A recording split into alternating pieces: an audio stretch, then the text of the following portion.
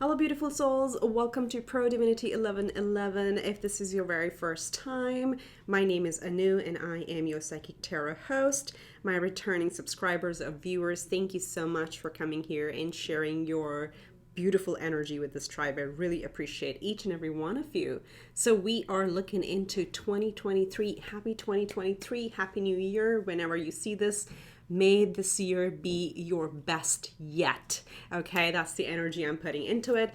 Do excuse my voice a little bit. I am recovering from an annoying, lingering cold. I'm fine. My energy is back, but the voice is gonna crack a few times. But really excited to bring this to you. So it is a pick a card, but the reading is a different style today. So we're going to look a lot into the astro clock, and I'll guide you through as we go. Well, do our usual overarching energy with oracle cards, but there's a lot of astrology and tarot woven into it. That's what I was guided to do. I do this once or twice a year only because these take a lot of time and we go into a lot of depth. So really excited. So let's look at your options for pile one.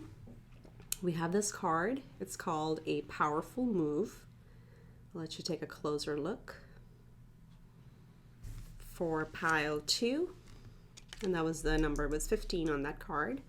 Pile two, we have this card here. It's called Divine Matrix. And the number here is 44. Okay. For pile three, we have The Land Between, and this is number 40.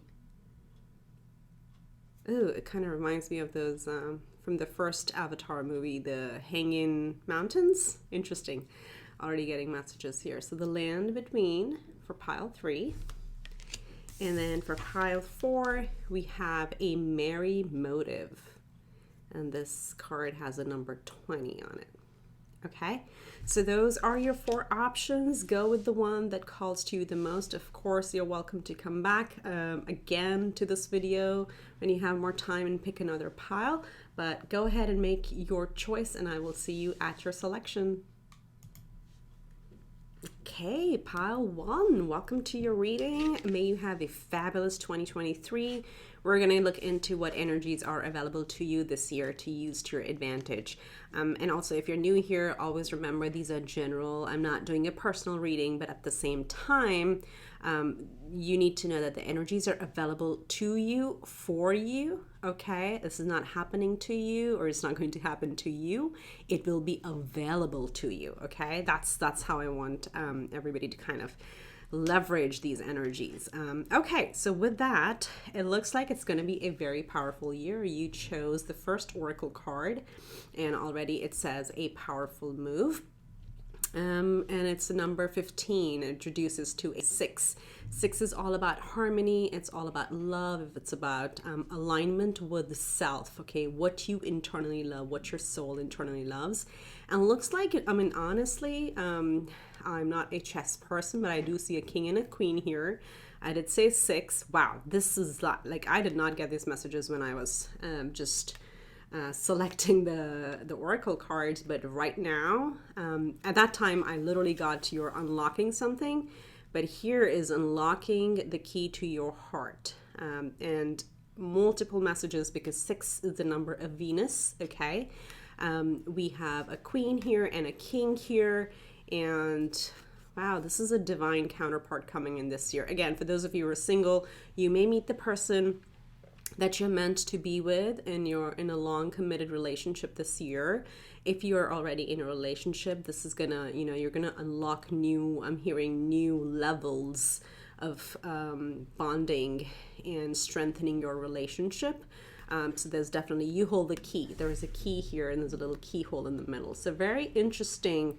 I did not see this come in at all as a love reading, but looks like it. So I'm actually gonna do well, depending on when I'm able to. I was planning to do a love 2023 and a career 2023. We'll see what happens. It's all divinely guided. If it's meant to happen, it will happen. So that could be one of the avenues, but generally overall, this may be a year of breakthroughs for you. where, and of course it's a powerful move. Some of you may be moving home because the keys also represent the literal key to a house. Again, it could be house, apartment, whatever that means. So there's a physical move available to some of you, and some of you, again, of course, as this says, could be a very good career financial move for you. So let's see. We're just gonna I'm not gonna channel anymore because we have a lot to do today. If you missed the intro, we're gonna do just an overarching energy first. Then we're gonna look into the astral wheel. Okay, so we're gonna cast the sort of like a natal chart thing and see what comes out, and we'll go from there. So everything is a live shuffle today. It's a very fluid reading. I do this especially when I'm trying to cast energies for a longer time frame. Anything over 3 months, this method, I prefer to do this method because it's a little bit more accurate. So look at that. You've got the gateway, and this section, we're looking at the overarching energies. So gateway, what did I say? You're unlocking something, you're at the precipice, and this is what was coming when I felt the key to the home, right? So it's almost like the, what do you call it? The, of course, I'm gonna blank out on that word. It's not the periphery, when you cross over a boundary, right? When you cross over that gateway or that doorstep, and you unlock the key. So you're unlocking something this year. This is going to be big, and it's going to unlock your inner magic because this is a unicorn, okay? And that represents you. So definitely unlocking something powerful this year. Some of you, I won't be surprised if you're landing your dream job or if you're landing your dream home. And of course, your dream relationship or elevating your relationship. So let's get 3 more. Well, from three oracle decks and see what we get. What else for pile 1 spirit? That's too many. We have chopped wood, poised, unfinished symphony. I feel like some cleanup for the year. And then we have happy. Okay, I'm gonna do this one more time because that was too many cards. Okay, spirit, just 1 card from this deck, please. For my pile 1. And excuse my voice, as I said, I am recovering from a cold, energy is back, but the voice is not. So excuse that. So we have Truth Be Told, and this is a number 14. So there's a succession here, 14 to 15. Things are progressing along, and there is some sort of truth being revealed to you. If you find yourself this year in situations where it's a decision of the head over the heart, follow the heart, because your heart has more wisdom than your brain. This is what I'm channeling. That's what's coming through. That message is coming through. So this year, listen to your heart. There is a lot of magic. There's a lot of beauty, and a lot of wisdom that your soul is trying to tell you. So in major decisions, especially where you may find logic is telling you something else versus what's going to bring you true joy, go with the joyous feeling. You have done a lot of work. You've grown a lot. Of course, the owls represent wisdom, connection with the divine. Of course, everything is connection with the divine, but it's like there's also a lot of, maybe owl is your spirit animal as well.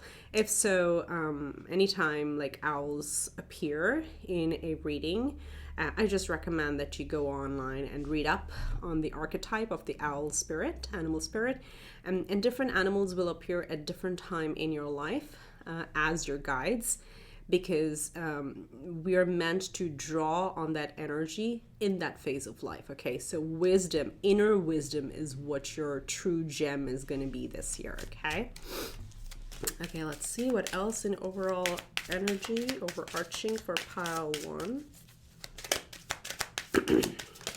Okay, we have family room. I love that energy. Number 21 reduces to a 3. 3 is all about creation. This card, I don't know you guys how excited I got for a couple reasons. This represents comfort. Okay, so if you look at the card, you'll see like there's a tray with tea, there's nice flowers, there's a fireplace, a beautiful chandelier, there are pictures, a very nice almost like it's very comfortable but also very fancy, I would say. And but to me it's comfort, cozy comfortness. So this year is gonna bring you into closer connections or into moments where you're gonna feel very comfortable, very authentic. And also you can turn it around when you are, let's say, with the decision making situation or arenas of life. What brings your soul comfort? That could be a very easy way for you to navigate some of those scenarios, okay?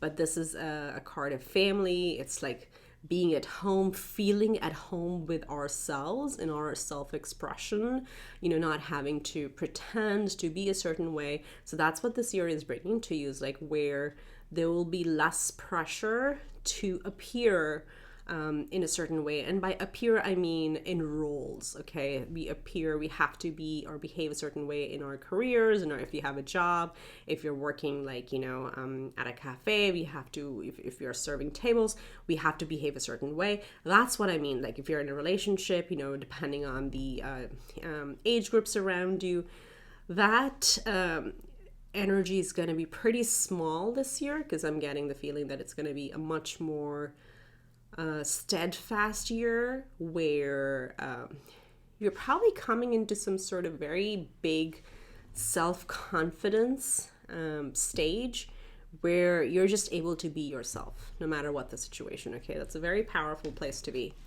And let's get the last one for just the overarching energy.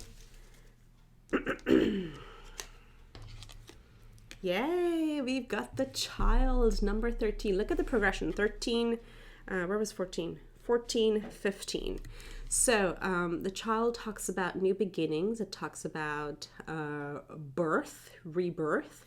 The butterflies over here are really giving me rebirth vibes overall. So maybe, for you, maybe Pluto might be an interesting planet to follow this year. We'll see.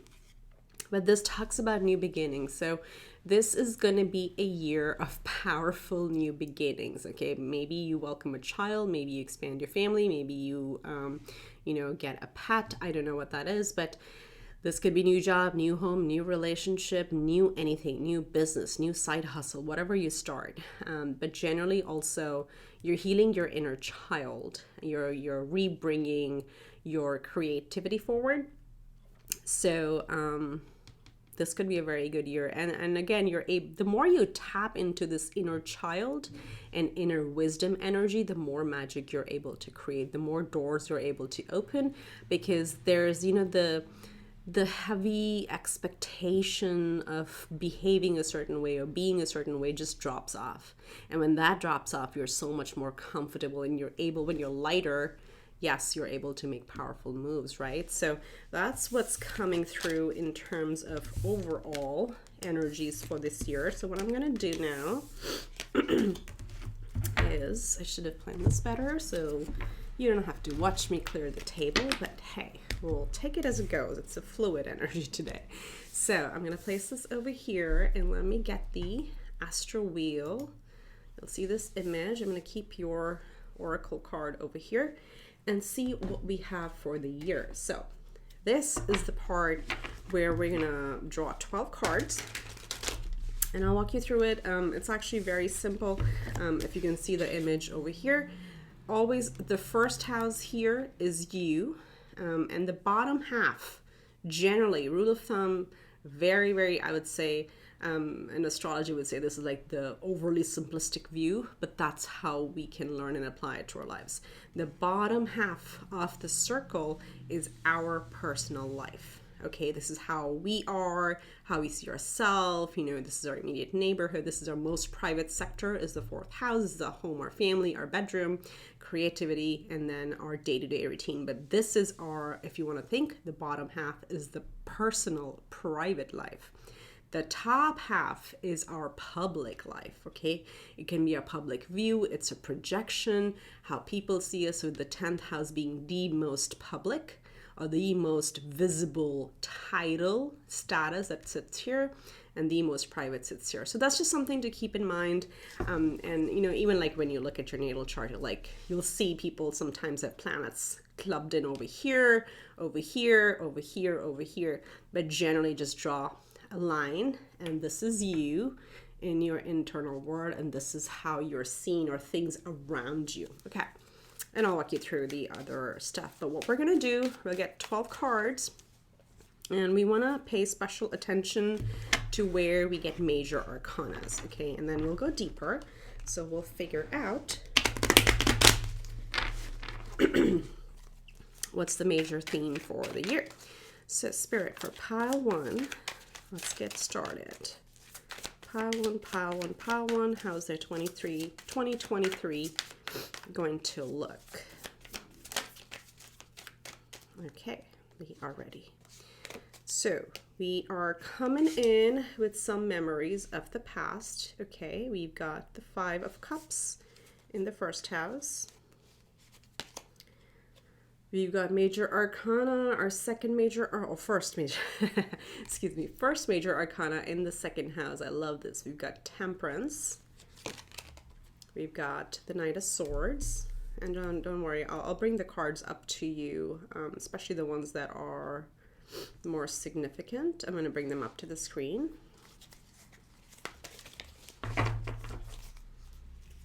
Okay, we've got the 5 of Swords. We've got the Queen of Wands. Nice, fire in a fire placement. Very good. We've got the Queen of Swords. Look at those queens. Remember we have like the King and the Queen here? We've got so many court cards coming out. Okay, that's 6th house. So this was the internal world. Let's look at the external world. 7th house. 7th house is the house of partnership.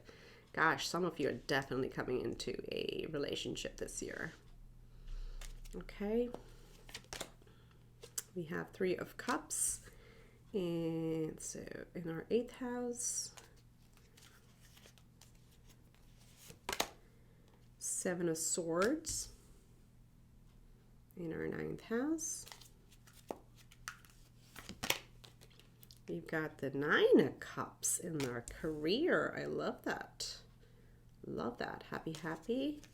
Let's look in our social circle. We got the 4 of Pentacles. And then last but not the least, in our 12th house, we have the 8 of Wands. Wow. Okay. Interesting. Let me suck this in. So you have 1 major arcana, and this is such a significant one. I'll tell you why I'm saying that, especially with the 2 of Cups coming in the 7th house. So this year, although you're coming in with the 5 of Cups, is the first house is your own. Bottom deck we have the 10 of Cups. Love it, love it. Happy, happy. Okay. So this year it looks like you're coming in still with a few remnants of 2022, or even like, years before, right? We it's not just 1 year that is in our memories. So first of all, because you have the 8 of Wands in your 12th is our psyche, you actually are more than capable of cutting out of that pattern, and cutting out through it very, very quickly. So very fast moving healing is what's coming to you. You're going to snap out of it very quickly. So here's what you need to know. If you're going to make big power moves in the world, in your outer world, you got to fix your inner world. And this does not look very far-fetched. Why? Because of all the cards we saw here and this oracle here, powerful move, and the Temperance that we have over here. So your biggest shift for this year is actually your self-image and your self-worth. We have the Temperance card over here, and the Temperance is, again, Sagittarius major arcana. This talks about a lot of healing. It talks about past issues, releasing karma. It also talks about learning, sort of I know we don't like the word patience, but I'm going to say it. Patience on waiting for the right time is what I'm hearing. But I mean, that's just like looking at the elements. But overall, this appearing in the second house is how we value ourselves. So major arcana in the place of how we value ourselves is a major energy to harness on, which means if you are able to look at yourself and how powerful you are, how unique you are, and that you can accomplish anything that you want, as long as you are in your authentic power, you're gonna attract those type of people around you. Okay, so for you this year, value yourself, make time for yourself. This can also be like, yeah, second house is also the money that we make. So this is our, our salary or our personal income. And usually there is a correlation between, again, I'm not trying to say like, people who get laid off have self-worth image issues. No, what I'm saying is generally in the long long cycle of our career, there usually are career wounds that keep us in the same pattern. So once we release those and once we fix our own value system, our income starts growing. And it's not about saying like we should all be like super objective and just like self-driven and not worry about anything else and just get money, money, money. That's not what it is. It's like, well, I deserve more. Why am I here in this situation where I'm not valued for who I am? And it's not a competition. So it's not comparing yourself to others, rather bringing the energy to yourself and saying, I have more to offer. I am worth more. And that's, my loves, is the biggest switch that you're doing this year, healing a lot of your subconscious issues. Maybe some of you trying have cracked some sort of like meditation or maybe exercise or some routine that has helped you really snap out of this and really come to your true power. Okay, I'm harping on about this because trust me, the first and the second house are you and how you see yourself. And once we fix this in our own psyche, freaking the universe just brings it more and more and more of everything that we want. Okay, so this is your money house. Well, I was gonna say this is on the money. It is literally on the money because second house is also money. Okay, so let me see what else is going on over here. I do see a little bit of there's some minor travel here. Actually, Knight of Swords and Three of Cups. Well, actually this one. Let's see what's over here. Seven of Swords. So there's a lot of immediate and long distance connections and relationships. You may want to move quickly through some of them, but you're going to be very cautious about who you bring in your inner circle. Okay, but there's enough interaction with others this year with the third and ninth house, with sword energy, which is communication and travel. Okay, there may be some conflict at home this year, but remember we had the family room, so let the arguments also give them also space is what I'm hearing. And I'm not saying the other person's space. I mean, let the arguments come up so you can release them and use your best judgment to also pick your battles. Okay, it's going to become very easy. It's a very small number. Okay, it's just a 5. Fives generally talk about change, and Five of Swords is about like, okay, you want to win, but at what cost? So you'll master the art of walking away from arguments that don't serve you any good. Okay, you do not have to win is what I'm trying to say. If you want to have more comfort and stability and just ease in the house, even if you don't agree, just hear the other people out and just let it out of your mind, body, okay, in your energy field, because oftentimes it's a reflection of others. Whatever they say to us is their consciousness and their perception, and they just project it out. So just walk away from petty arguments. They're not worth your time, because guess what? You are worth more. You're worth way more. So that's okay. Nothing crazy over here. I do see pretty exciting things in this sector for you. So again, you're very magnetic. This could be a very creative year for you with the Queen of Wands. She attracts a lot to her. She's very magnetic. It's also, this is the 5th house. So would this be considered social media? Maybe the 9th house, 11th house is more like that. But if you're starting any creative projects, especially if you were looking for an audience, you'll really attract them really well. And then with the Queen of Swords in the 6th house, you're going to be cleaning some daily routines. And this all stems from the self-worth and self-image, is like, no, I deserve to have, let's say, 2 hours for myself every day, and this is how I'm going to do it. Or so this is your 6th house's daily routines, work-life balance, our health, our mental health, our nutrition, diet, exercise, all of that in combination with the work, right? So you're really calling the shots here. You have a very clear vision on how you want to live your day-to-day life, believe it or not. So that's why it keeps me taking back to the family room card that we had earlier. Maybe I should have kept them out. So yeah, you're standing strong. You're really standing strong. So inner world, what's happening? Major shifts in your inner perception. You're stepping up to your power, being really strong, engaging only where you need to, and then calling the shots on what you want to create and how you want to create your life, okay? As you do this, you're actually attracting very, very positive partners. And 7th house is about one-to-one relationships. Of course, this can be your significant other or your long-term partner, but it'll also be your business partners, your colleagues, clients. Okay, if you have like a business, and then this also represents your clients. And this year, you're attracting very positive, harmonious clients, and of course, there's a good amount of celebration here as well. So money from other sources is looking good.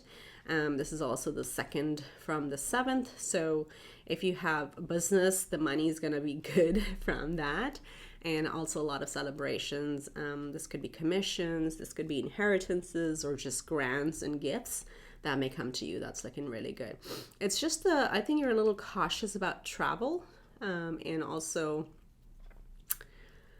if you want to study something, you're not sure, and that's okay. You can wait on it, because you have a lot of joy and fulfillment in your current career. So if you're doing something on the side and you have a main career, keep doing it, because this is both looking very, very positive. You're attracting more positive things to you, and not much change in your outer circle, meaning not much change in your friend circle. Things are going to be stable. Let me see. Yeah, long-term goals, education. Looks like you're not interested in expanding your circle this year. You want to keep it small. So quality, not quantity, is what's coming through over here.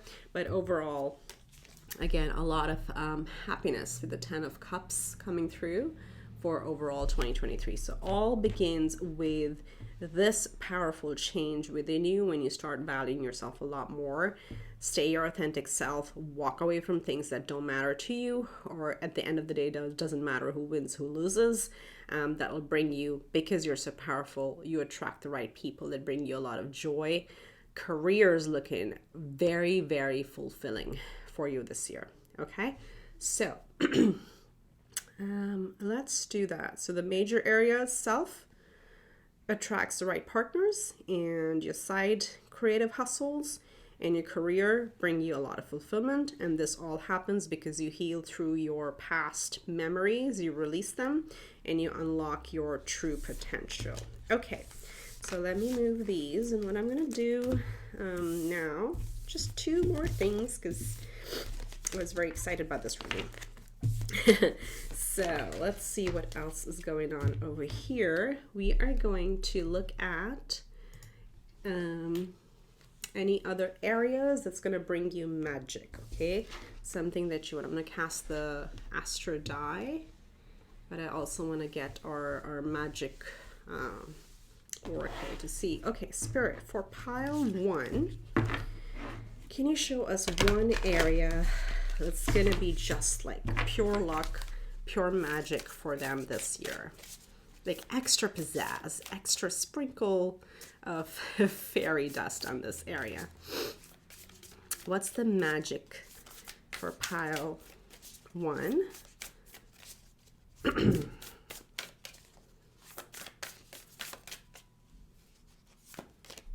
We've got grace, number 20. See, this is like big stuff. It's not like I mean, nothing is big or small, okay? It's all very, very significant. But yeah, this year, as I said, remember we had the Queen of Wands. So you're going to attract a lot of graceful connections because you're being graceful. So walk in grace, walk in your own power. Don't try to, like, if you're finding yourself that you have to bend backwards to blend into a situation, you won't feel comfortable, right? So walk in grace. And this says, grace, blessing, come to me to set me free. And this is the number 20 over here. I reduce this to a 2, second house, okay? So the more you give yourself grace, the more also you attract to yourself. So let's see, where is this grace going to present itself? Whoa. Definitely all around in the outer world.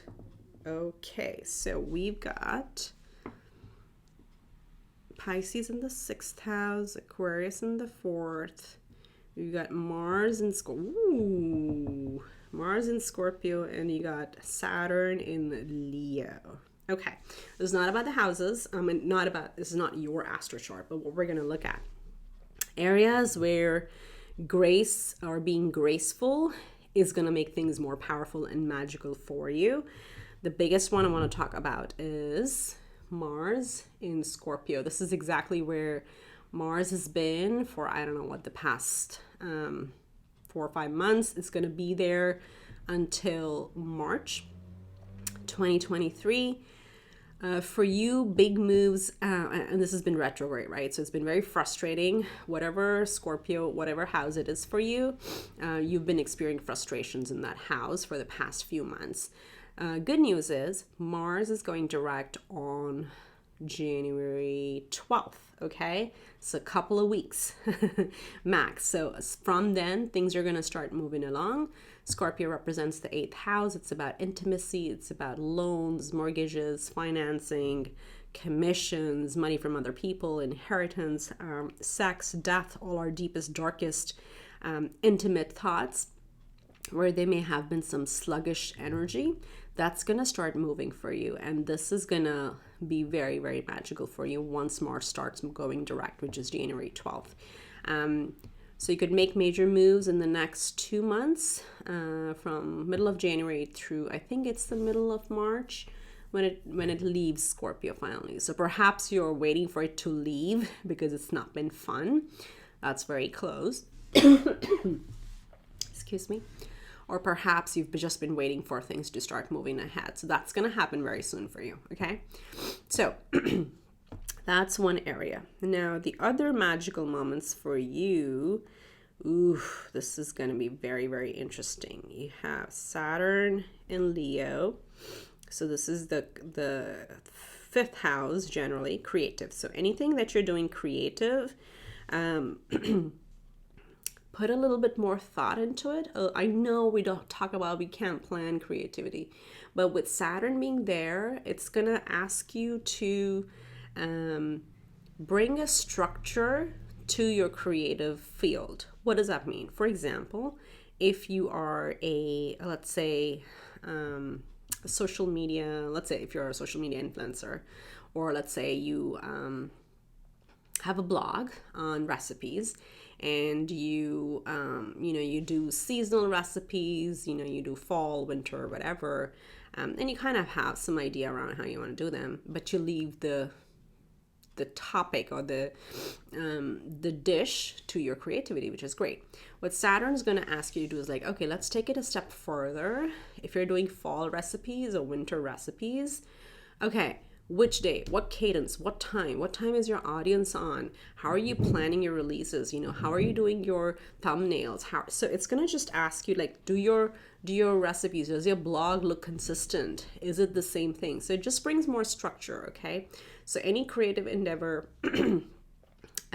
can grow because Saturn does bring blessings. Saturn is a tough father, so it'll teach you to fine tune it until you crack your formula of what works for your content, or whatever this is. 5th house could be art, could be anything, right? So it's just going to ask you to think through how can you expand this creativity. So that's going to be beautiful. And then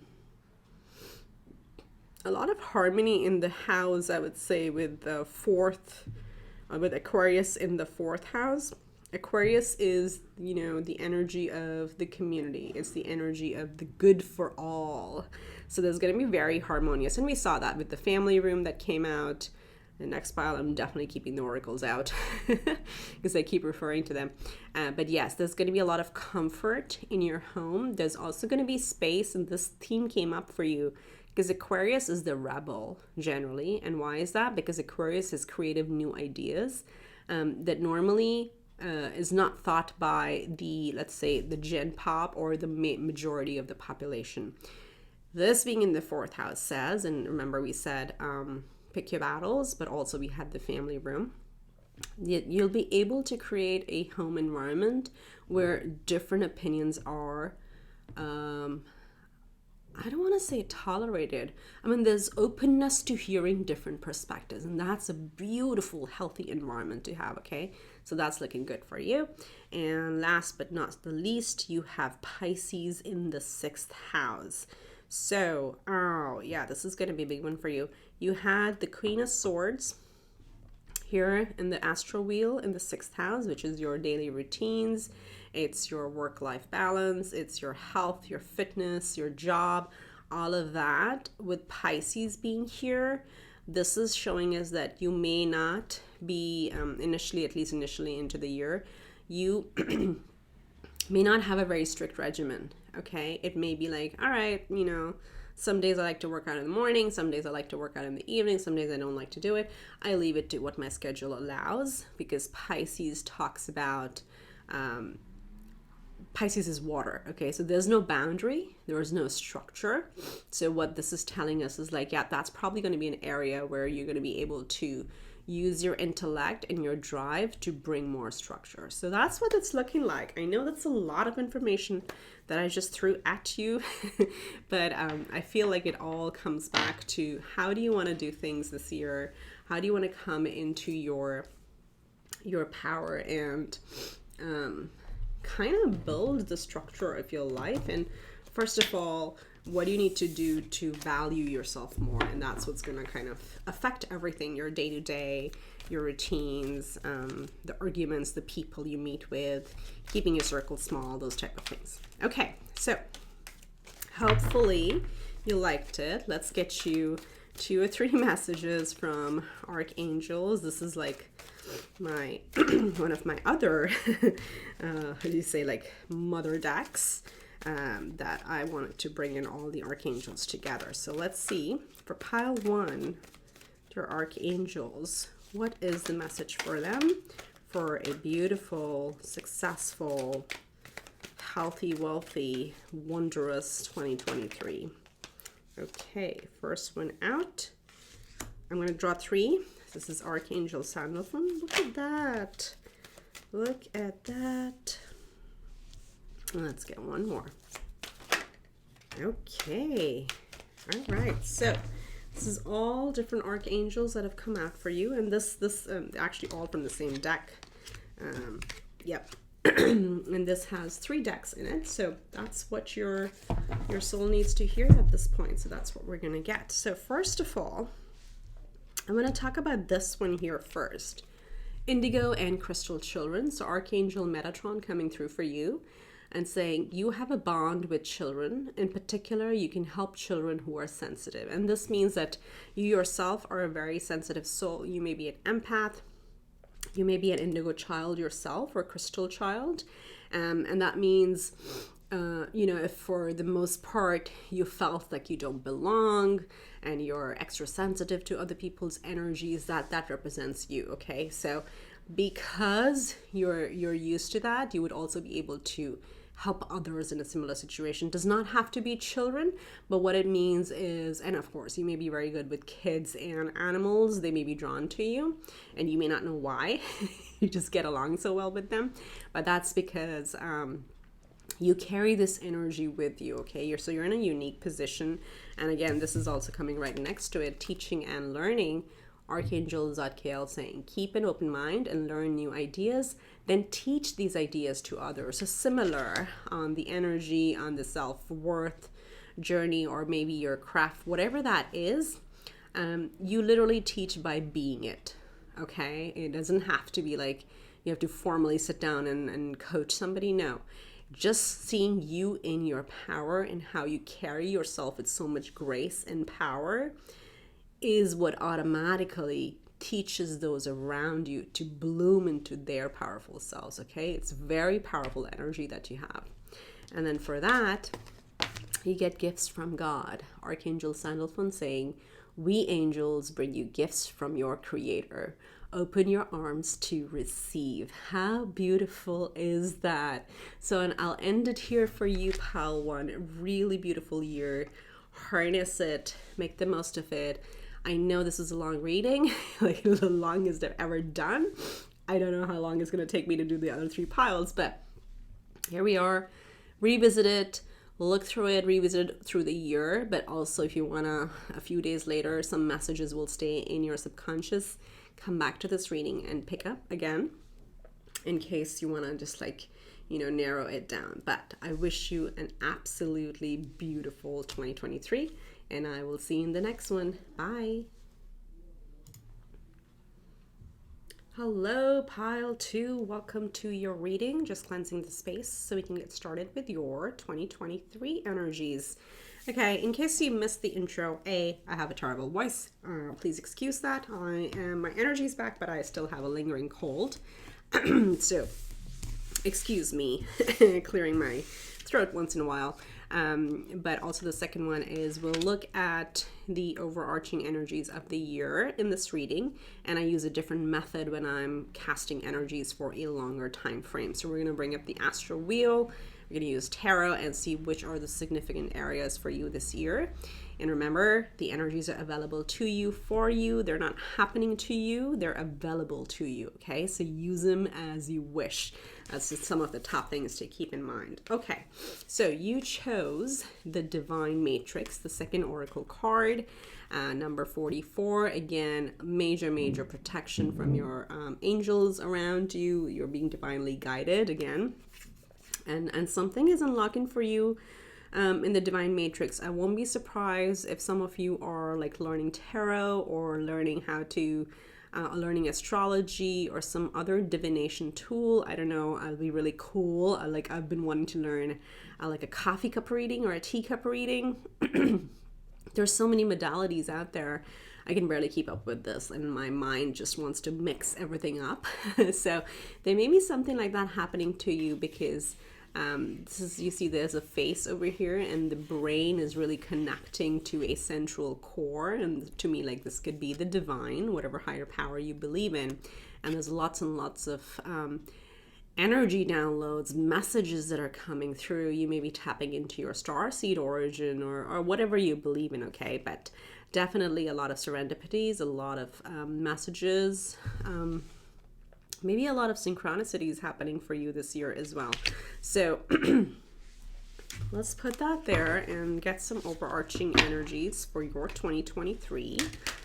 And as I said in the intro, may this be your best year yet, okay? All right, so pile 2, Spirit, pile 2, pile 2, pile 2. What is their overarching energy for the year? With the Divine Matrix. Wow, you're already in the Divine Matrix. Big moves, big moves. Okay. We have, let's say, downloads, messages coming through. Look at your card. You got the illumination. So this is similar to awakening. So definitely you're getting some major activation this year. I know not everybody is like a fan of, and obviously the term awakening or this person is woke is used way too much. It kind of dilutes the, the lovely energy of it. But definitely there's something coming to light for you this year. You're definitely one of those people who is reaching a higher level on your ascension, on your consciousness. And what does that mean? Okay, I'm gonna get one more for this one as well. See, that's what I feel like. like immediately they gave me what I was looking for, why I wanted an answer on this, because this says not for you, but it has a number 6. 6 is a number of Venus. It's about our inner divine guiding system. It's about unconditional love.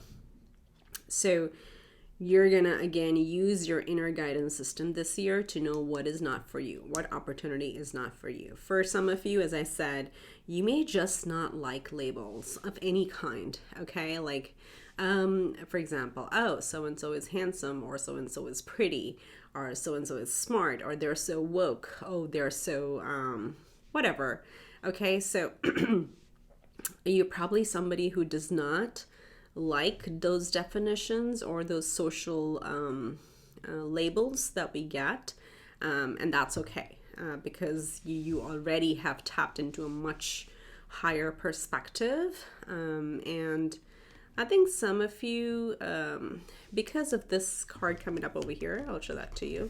I do want to get you one more though. Not for you, okay? So you're very well going to be able to decipher pretty much, look at this, there's a chess game going on over here, okay?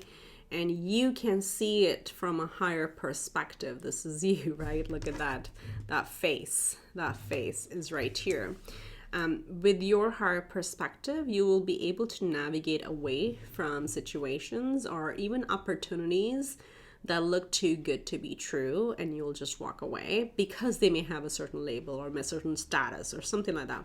So trust your intuition this year.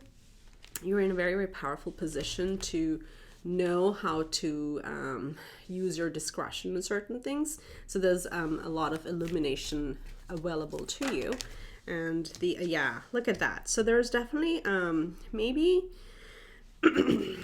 what I'm getting from these two, because these are similar energies again.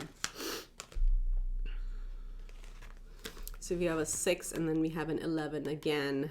This is like 11 guiding, lining up with our true north. And you've got to be fair. So you may be in a leadership position where you may be evaluating certain people. Okay, this can be as simple as like, okay, now you are in you have a certain managerial title with a lot more responsibilities, and now all of a sudden your scope has increased so much that you have to bring even a much higher level of, let's say, performance evaluation for people. Okay, it could be anything. It could also be conflict resolution in the family, friends, whatever that is. You'll know which battles to walk away from, but if you are a decision maker, you'll be able to really use your wisdom again from a very higher perspective and to bring things to a resolution. Okay, so wow, some of you, I'm feeling that some of you are coming into a powerful career position this year. That's coming through for me somehow. Okay, let's get 2 more cards for the overarching energy. Pile 2, Spirit. This is very interesting. 6/11, I just heard. So June 11 may be an important, or November 6th. I think like 6/11. June may be an interesting month for you. And then we got, message. See, I feel there's something official. Something official. Is this a job offer that's coming through? Is this a proposal of kinds that's coming through? Possibly you're getting multiple job offers or multiple proposals. I don't know. But you'll be able to use your discretion and your knowledge to choose which one is going to be the right one for you.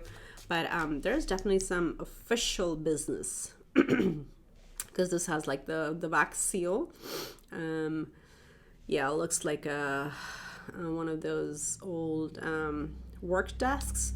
What do they used to be called, with a little hutch on top? Yeah, that's what this is giving me. So it's like a almost giving me the vibes of like an elite society where things are planned for many, many years in advance, and not all the information needs to be public because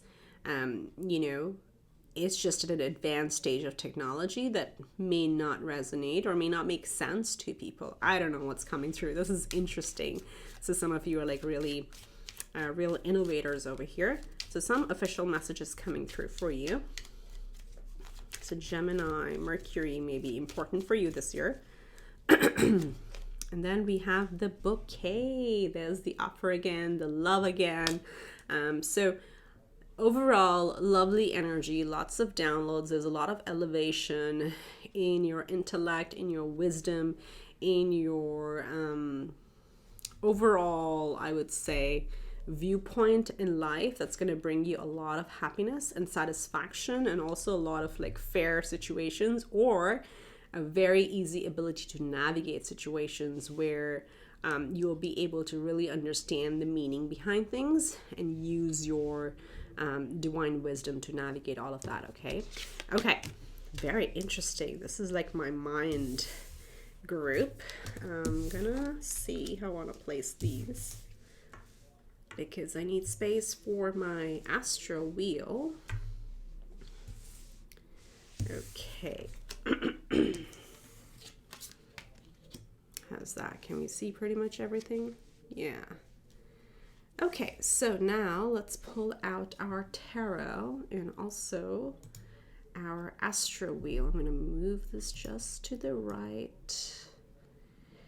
Okay, thank you for your patience. So what we're going to do, we're going to cast our tarot cards onto this astro wheel, and at the risk of overly simplifying it, as I'm telling every pile, what you want to look for is the houses that end up with a major arcana. So that would be an area where we want to, double click and pay special emphasis to, because that will be activated for you. And then secondly, just a way to understand this very simplistically, the bottom half is your internal world and the top half is the public world or your external world. So first house is you, how you see yourself, the people around you. Your most private house, your home, is the fourth house. It's the foundation, your emotional, your moral, your ethical system, your family, your bedroom, most private sector. And then the opposite is the 10th house, which is your public image. This is your career, your title, your status, and whatever title is, homeowner, car owner, whatever, manager, business owner, whatever the title is, single, married, divorced. That's the most public house. So this is internal, your creative house, and this is your day-to-day routines. And then when we flip it over, this is you versus others. 7th house is your one-to-one relationships. This is your money, others' money, and so on and so forth. So that's how it goes. But simply, this is your personal world, your personal reality, and this is your public reality, okay? Internal, external, whatever you want to call it. Okay, so let's see what we get for pile 2, Spirit.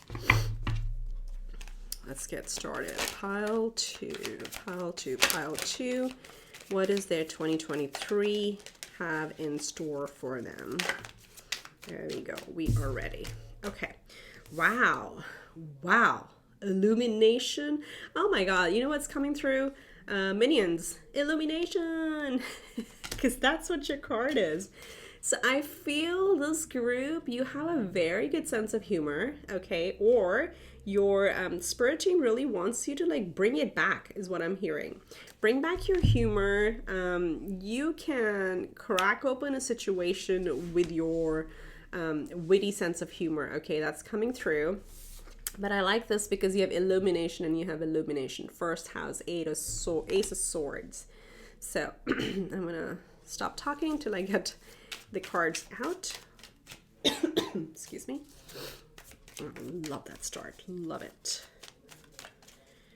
Okay. 7 of Pentacles. 3 of Wands in the 3rd house.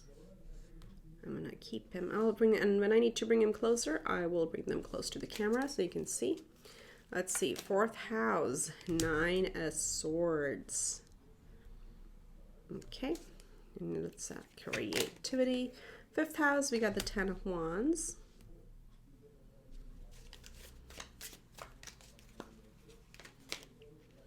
Judgment, our first major arcana in the 6th house. This is significant.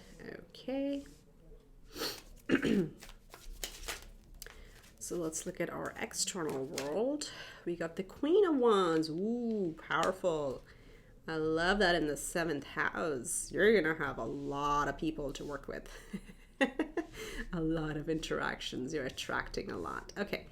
Let's see. Wow. Second major arcana, the Chariot in the 8th house. Interesting. Very, very interesting. We have Two of Wands, 9th house. Oh, we got stuck over here with the Buddha a little bit. Thank you, Buddha.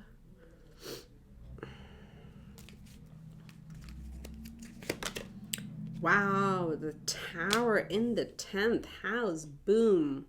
That's a big job change over there, or career change. Something you're manifesting. Really, really cool. We've got Four of Pentacles. Interesting. Exact same space where it came out for pile 1. And then finally, in the 12th house, we've got Eight of Pentacles. All right.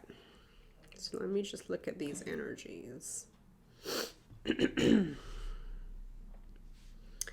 Okay. I'll tell you what's happening. You've got 1, 2, 3 major arcanas in your day-to-day routines, in your money from other people, meaning investments, loans, mortgages, finances, like bank loans, commissions, a lot of success and victory in that house. 6th house, you're really going to be called to, I'm going to come back to this because this is going to be where you may have to do some work in terms of setting things straight at home in your daily routine, because your first house, your day-to-day, your first house, who you are, how you see yourself, how you live your day-to-day life is, of course, affected by and affects our career and external. And then again, our career and external definitely affects our internal or home situation. So here's what's happening for you this year. And that's why you had To Be Fair and Not For You. I'm going to start here. First house and 7th house, you versus others. So you this year, I mean, like starting out right off the bat, I feel have a very clear sense of where you want to go. Let's look at the bottom of the deck. Oh, ooh, Lovers. Wow. So choices, major choices for you this year. Okay. So what I see happening over here, you have a very clear direction of where you want to go. Something you really want to change in your career, because we have the Tower. The Tower is not a small energy. And again, a lot of people just get nervous about it. For me, it's like, yeah, bring it on. I'll create my own Tower moments. And that's what this feels like to me for you. And I'm trying to clarify this. 2 cards, please. And the Tower, you want to change something in your job or your career or your profession, which others, especially your family, and maybe if you have a significant other, but definitely people in your family, whoever you consider in your family circle, are gonna, yeah, look at that, are gonna not understand it. Okay, and that's what's gonna create friction. However, this is what's powerful. So I'm clarifying the Tower card for you. You got Scorpio energy, so death and rebirth. You're ending. You want to end some very old cycle. You have the Bear. The Bear is the strongest career card in Lenormand. Okay, the Bear means a high position. It means a strong position. It means health, wealth, prosperity, and being a like a provider for the family. Okay, the fish is always a symbol of money, but with the bear standing up with the fish, like you are standing up in a position of power. I want to tell you that this is why I keep getting there's something official about what you're gonna do. Maybe very different, and like again, it's perspective. What is very different? Like you've been a 9 to 5 and now you like become an investor, and or you're in a VC funding, whatever that is.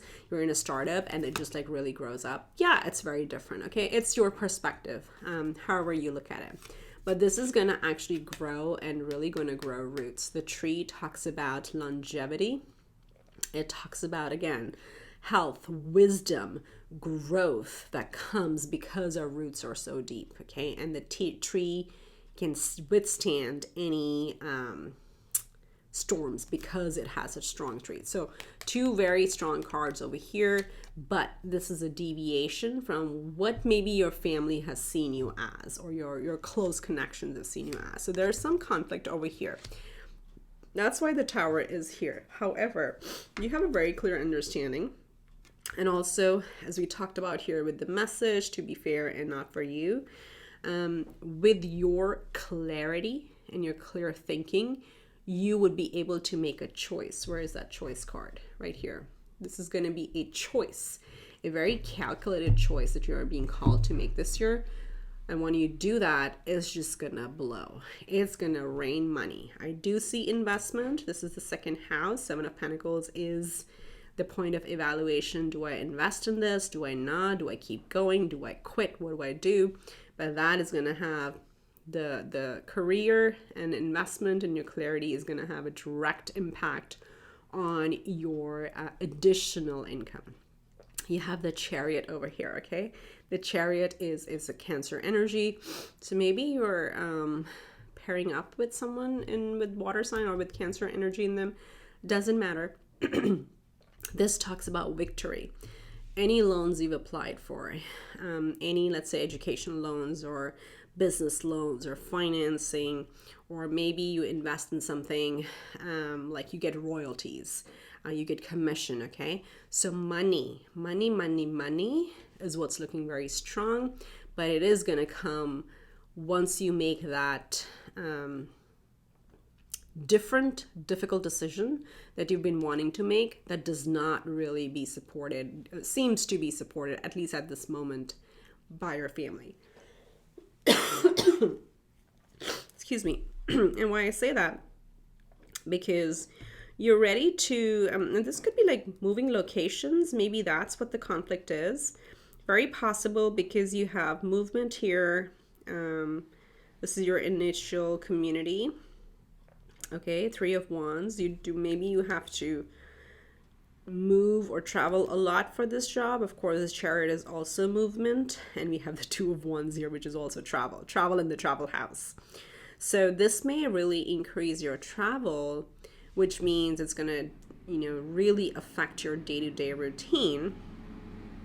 You may not be around much initially, at least, and that's going to cause drama in the home sector. But I would say this, and again, 9 of Swords is an energy of analysis paralysis. So don't overthink it. Think of your logic. If definitely, like, you have, let's say you have a significant other, or if you have a parent or some significant family members that you're responsible for, and looks like you're like overanalyzing how you're going to justify it to them. The message that's coming through is share it. Share it, say it as it is, say it, what the motivation is, why you're creatively inspired, and what is the opportunity that you see, and how this could really benefit and bring so much extra long-term sustenance for everybody. So don't hold back in terms of, you don't have to sell it, because this is saying you have to be fair.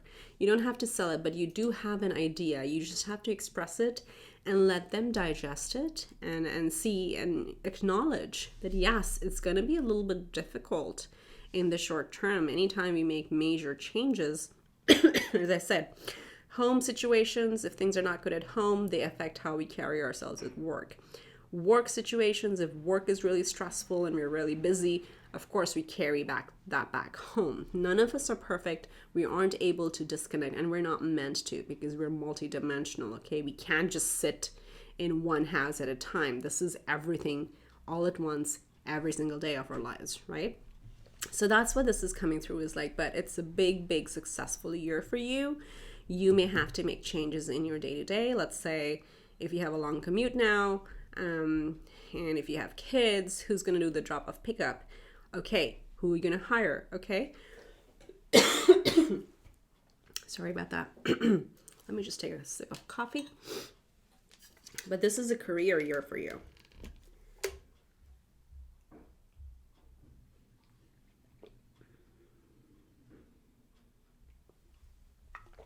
Okay. Excuse me. So that's what this is, because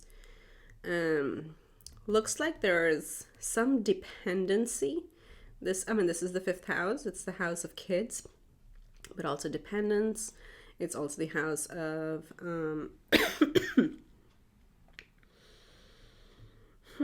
short-term investments. I'm not so sure. So it may be short-term, it may be burdensome. And this is why you have to clearly think through the day-to-day routine. But you can figure it out. Now, good things. Again, of course, this is a good thing with this major career move that's going to bring you so much long term. It's almost like I got that word before as well, royalty. It's almost like you create something, either you sell off your company or something like that, that's going to keep bringing you rewards over the long term. With Chariot in the 8th house. What else is going well? Very good connections. You are attracting a lot of like-minded people to you this year, even though you don't want to expand your actual circle too much, okay? That's going to stay steady. So you don't want to expand that. It's almost, again, similar to Pile 1, where it's quantity, not quantity. Quality, not quantity, is what you're going after. So you're not interested in expanding your friend circle. What's really looking good for you this year, again, it's going to be a super busy year. You're going to be very busy. You even have the 8 of Pentacles in your hidden house, your psychology. You're meeting a lot of people, as I said, work related. This could also be very, very close friends or connections. You have a lot of great ideas. You're making moves in your career. You're traveling quite a bit. It's affecting your day-to-day. And because of that, you're also being advised to make time for meditation. And you need that meditation, or whatever that mental health regimen you have, to stay tapped into the divine matrix. Okay, amazing, amazing year for you. Absolutely amazing. Okay, what I'm going to do next is bring in, let's see what career is looking great. Yes, there'll be some family or home front issues, but honestly, you got this. You'll be able to walk through it very easily. So next, what we're going to do is we're going to see, let's see, where's Aries? We're going to cast our Astro die, and I want to see what is your personal magic, okay? What area is going to be super magical for you in 2023? First, we'll get a magic oracle for you.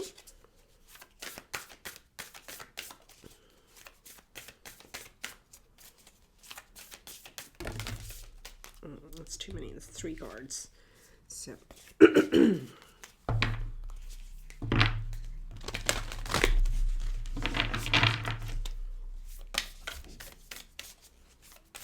pile 2 spirit. Okay. So your personal magic for the year, energy. Ooh, you could really use it because it's looking to be, sorry, I'm losing my voice.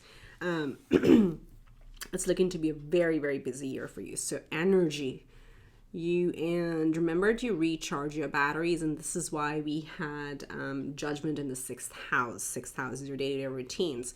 You're going to have to make time to recharge your mental batteries, your emotional batteries, and your physical batteries.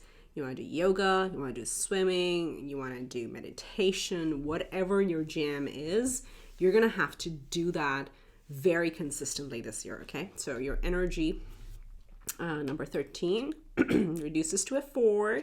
So you got 4, 4, and a 4. And 4 is stability, okay? It says, a light inside my fire divine, energy fill me, make me shine. Okay, so with that, let's see where you can really utilize this energy this year. What's going to be the lucky, lucky, lucky charm for my pile 2? Oh, I'm going to have to drop that again somewhere. Ah, it's not working. Too much energy.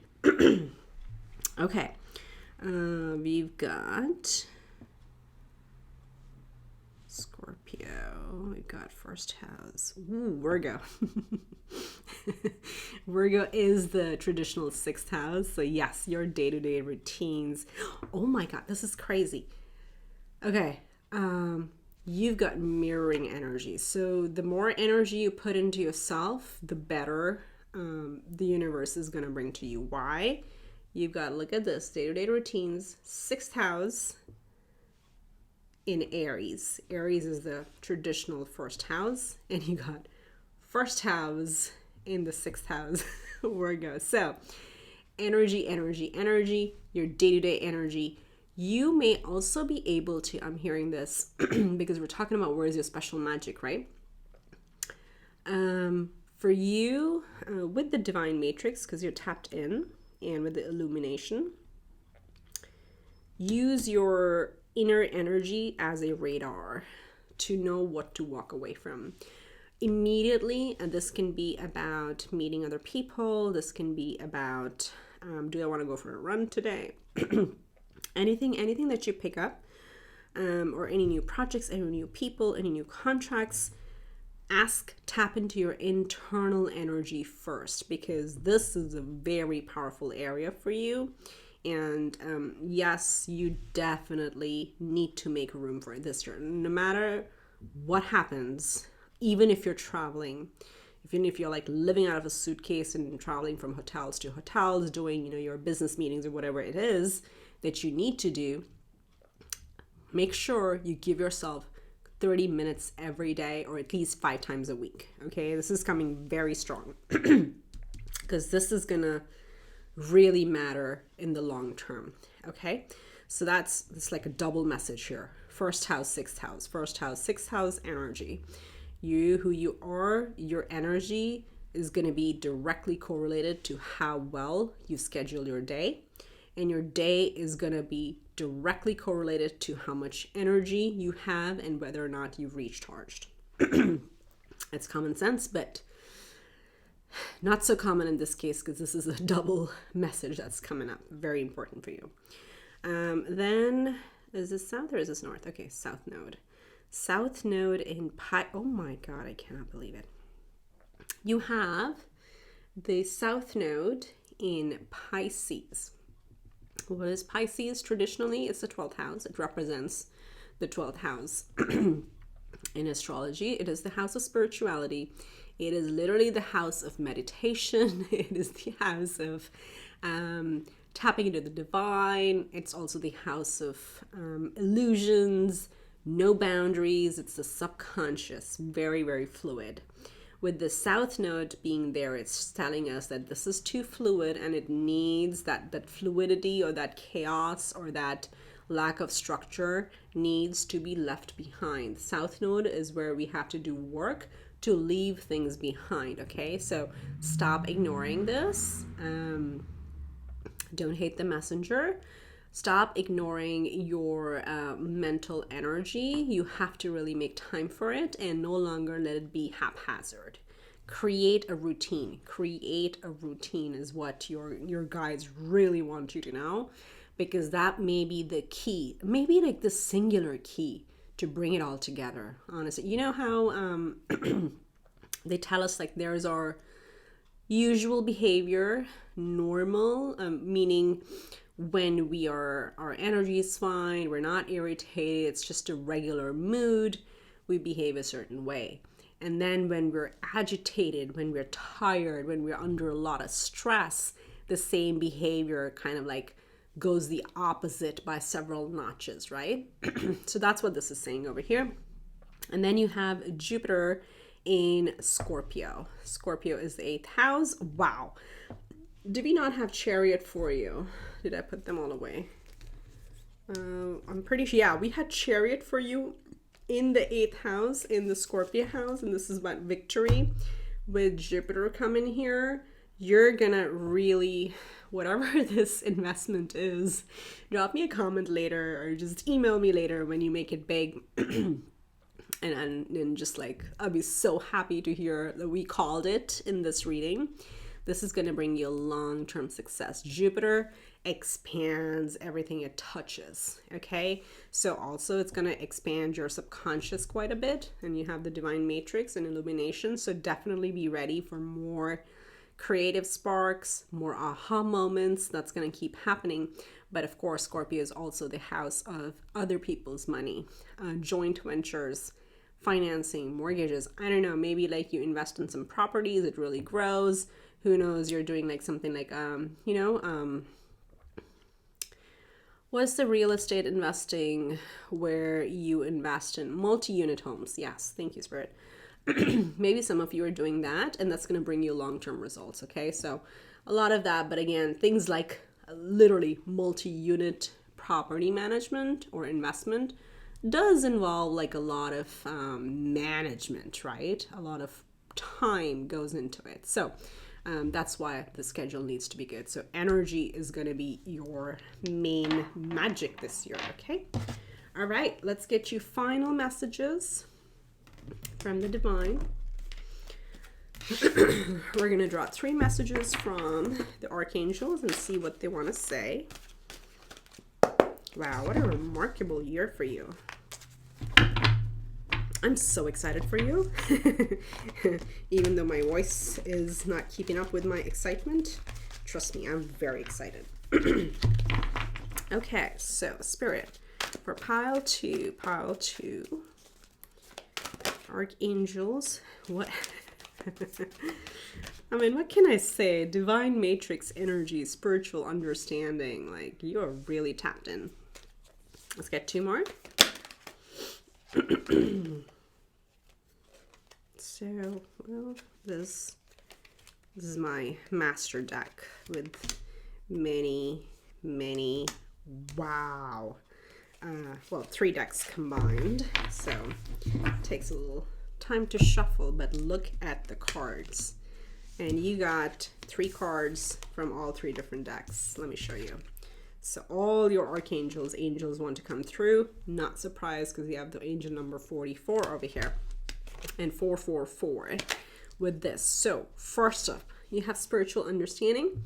Archangel Raziel saying, I'm bringing you esoteric information and symbols. You see all the symbols in this wheel over here? And then you've got the Metatron symbol. You've got the dove. You got, oh God, so much happening over here. So I'm bringing you esoteric information and symbols and helping you understand spiritual truths. So definitely a year of illumination. And we have spend more time outdoors. Archangel Michael saying, asking you to spend more time outdoors, whatever that means to you. Okay, spend more time in nature. And the little prayer here is, thank you for motivating me to spend more time outdoors and for helping me relax and enjoy connecting with nature. So there is your energy rebalancing happening. And look at this. This is from the Oracle Answers deck, and it says choose a new direction. So if any of you had been like waiting for a confirmation, I'm gonna take it as it fits, but definitely I feel like there's a new direction for you this year, and you know what it is have to use your discernment.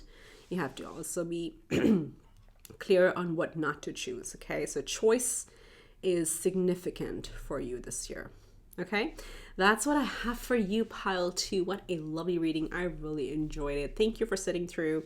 Do come back to this maybe in a few days, maybe in a couple months, because we covered a lot and there were a lot of messages.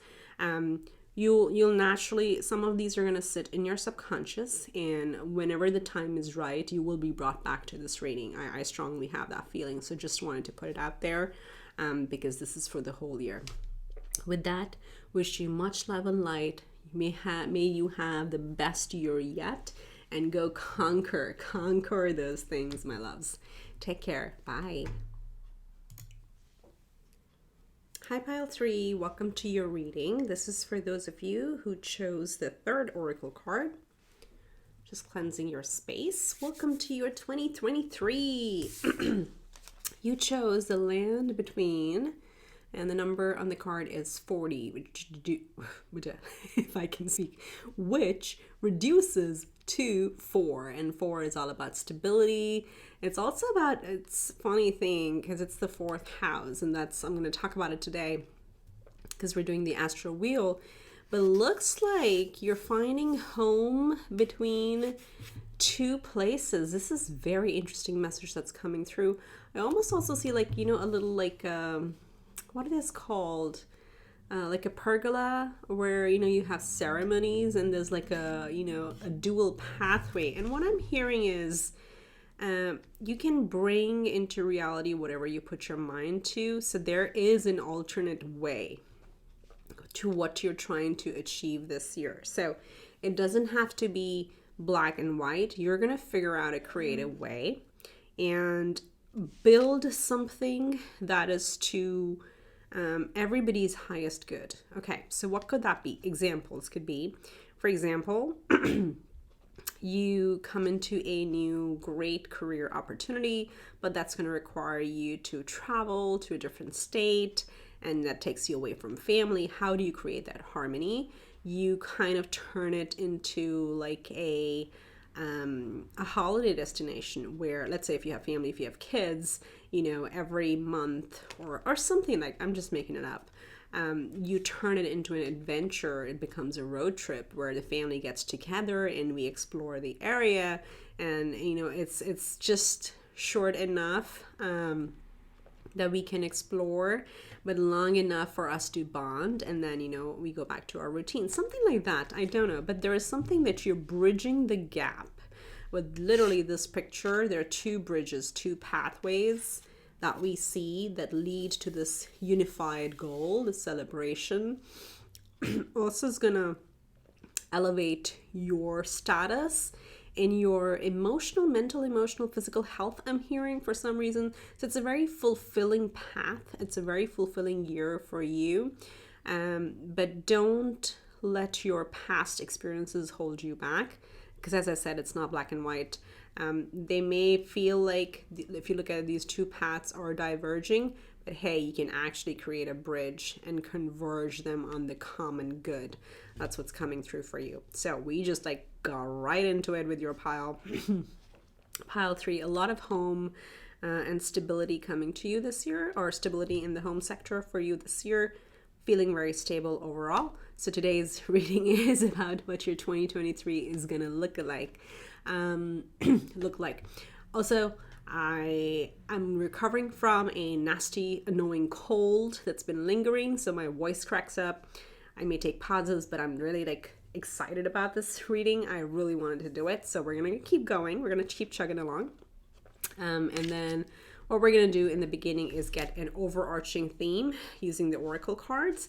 Then we're gonna do an astral wheel, because I like to do that when we're casting for a long time, like a year or maybe like 6 months. I like to use the astral wheel, and I'll walk you along the way, and then we have a couple other divination tools as well. So for pile 3 spirit, what are the overarching energies?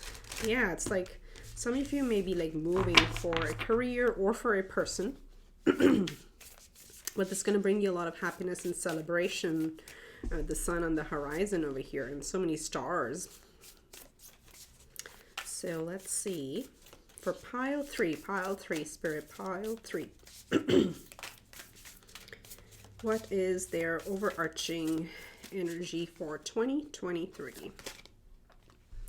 Focus. Again, a little bit of like, you see, the when I did the intro, I called this like the Hanging Mountain from the first Avatar movie. So really magical, but you have to make a journey to get there. And then we see this card. I feel again like journeying to a mountain. We have focus. Okay, let's get all our cards out. There's a sheer determination for you to reach your goal. Okay, so don't let the mountain scare you, because again, there's so much bliss over here. You will find a way forward through whatever it is that you've been thinking about. We have the soulmates card flipping over. Well, let's just keep going. So this may be for a partner, with a partner, for a great opportunity, but it may require you to, let's say, leave your old town behind or leave your old lifestyle behind, something like that. Let's get you a card from Wisdom of the Oracle. We have Imagine. And this is interesting. It's a number 20 and this is a number 40. So doubling. There's some doubling energies here. There's some dual. Yeah, there's everything. Look, 2 paths. 20, 40. There's doubling and it says imagine, okay? So as I said, there will be a creative solution to whatever this is that you're trying to crack. You may come into the year or when you watch the series, like, I don't know how I'm going to do it. Actually, you will. You just need to creatively think through it.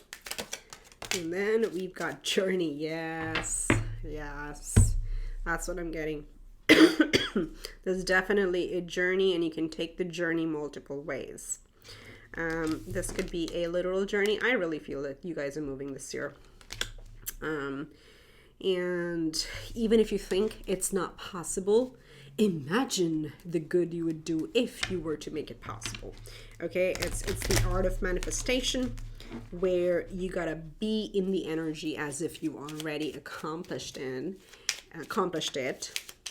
and then it magically, you know, manifests into your life because you're emanating that energy out to the universe. So definitely a, oh my gosh. Did I say it or not that you can take the same journey multiple ways? So we see a train here and then we see a ship here. Ship is also about journey. So you are moving, my friends. You're moving forward, you're moving towards, you're moving away. Use your, I don't know, noun or adjective, whatever you want to use, but there's definitely a journey that's taking place over here. You just got to think it through, be creative about it. As I said, right, like you may be like in a role where you have to travel quite a bit now, and with travel opening up, you may be like, oh, but this takes me away from my family. How can I connect with them? So it could be, let's say, if you're going to, let's make it up.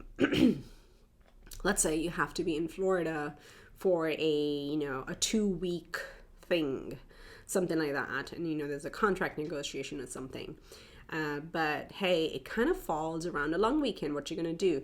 You invite your family over and go to Disney World, whatever is there, Disneyland, Disney World. Okay, so that's the sort of imaginative thinking that you'll have to apply this year, because no matter what, it's going to give you the energy to keep going, to keep continuing on the journey.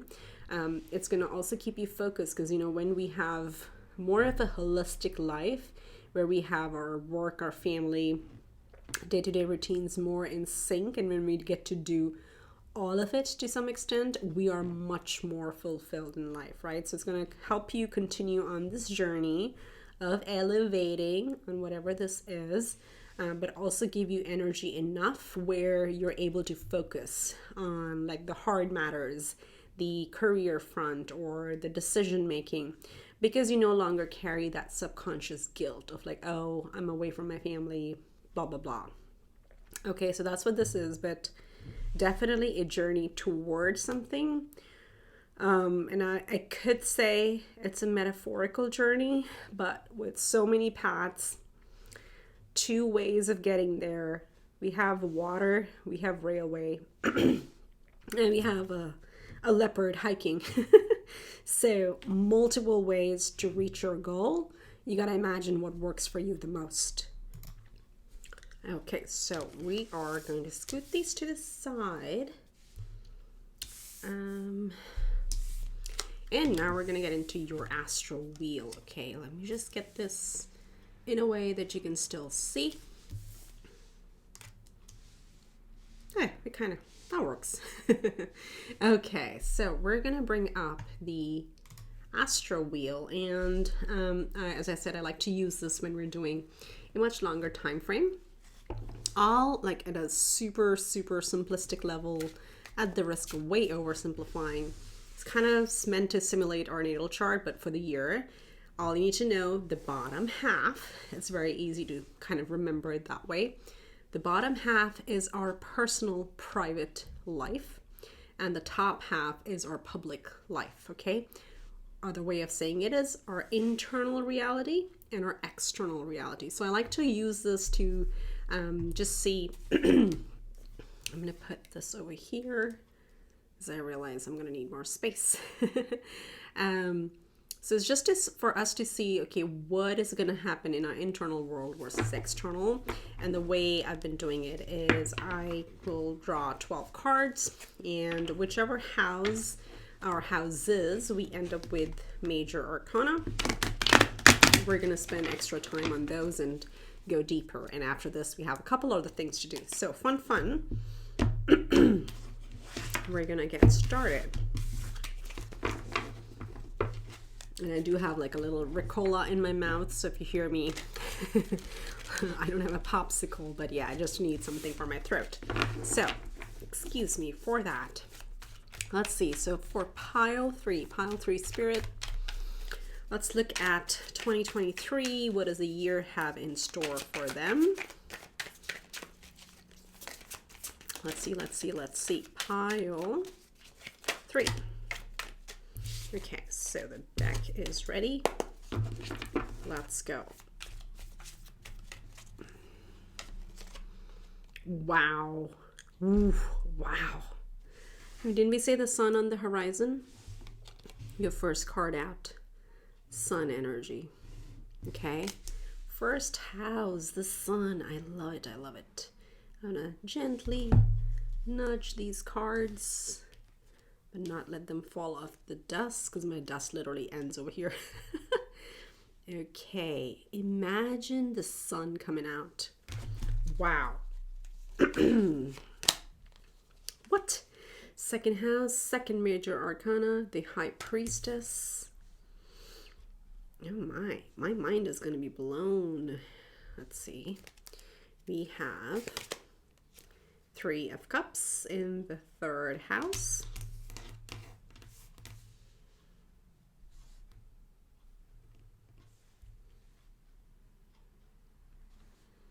And I'll bring the cards closer. Woo. Okay, I need to redo that. It was my fault. I'll bring the cards closer as we talk about them, or the significant ones, okay? So let's just do this one more time.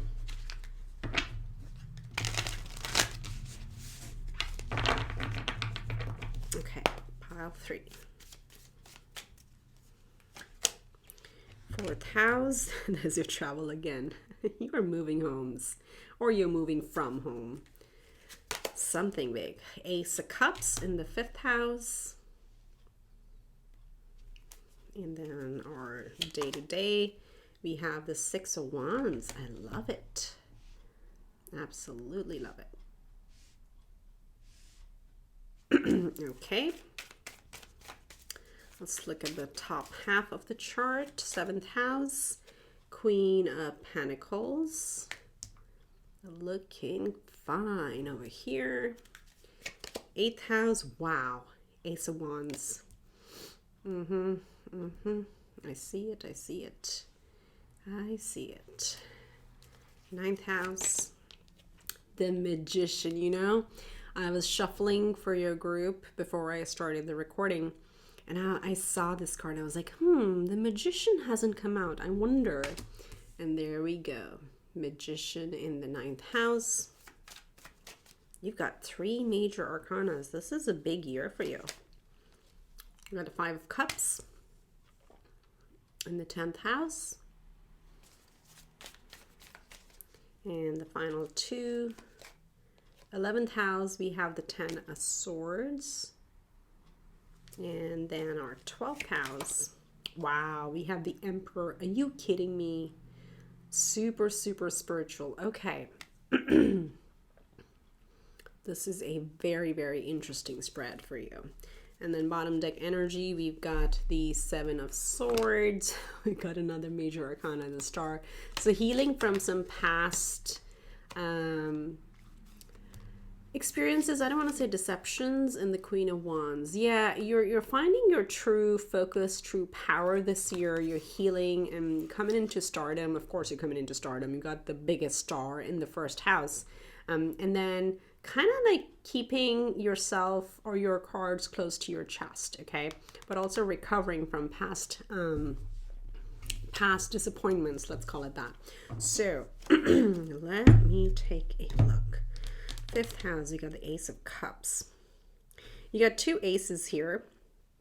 So we want to focus on the majors, but internal, external, and I look at other elements as well. Aces are significant. You got two aces.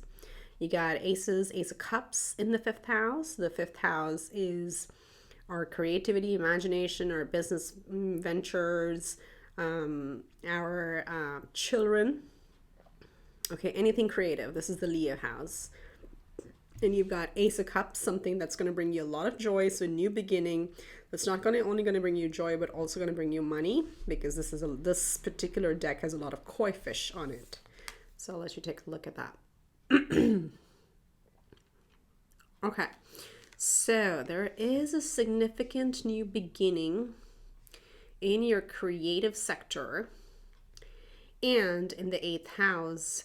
This is really lit up. Eighth house is money from other sources, partnerships, mortgages, financing, some sort of business loans, education loans, finance, grants, commissions, royalties, inheritances. So there's some new activation, and this could literally be you getting a lot of funding for something like a new business that you're setting up. This could be, partners investing in you. And I say that because this is the second from the partnership house. And we have the Queen of Pentacles here. She's all about money. So money, stability, growth, abundance, fertility. And with her, there's a lot of fire. She's attracting a lot of fire, a lot of quick, investments from people for something that you're starting. So that could be a scenario, and it's not going to apply to everybody, but generally we're seeing very positive things over here. Now, let's go back to this whole thing. We do have the Magician, which is card number 1 in tarot. Okay, so I want to start here. You have the Magician in the 9th house, which is our long-term goals. It's our long-term, it can be higher education, also travel. Believe it or not, because you did not get enough travel cards over here, right? For sure, you have what it takes. And I think I said that when I started your pile. You have what it takes to never mind, I can't pick it up. To accomplish whatever you put your mind to this year. And there's more than one ways of accomplishing what you want. The Magician is exactly that. It has all the elements. You have all the elements to create what you want to create. Definitely new start, very entrepreneurial energy, talks about travel, global audience, or long distance audience is what comes through over here. Okay, so that's happening over here. And it's interesting because we also have celebration in the 3rd house. So opposite houses is also what you want to look at. So for sure, this could start something small, like in your local community, with your colleagues, with your, let's say, your family members, siblings. You may start something that may grow into something really big. That's a likelihood. But let's go back here.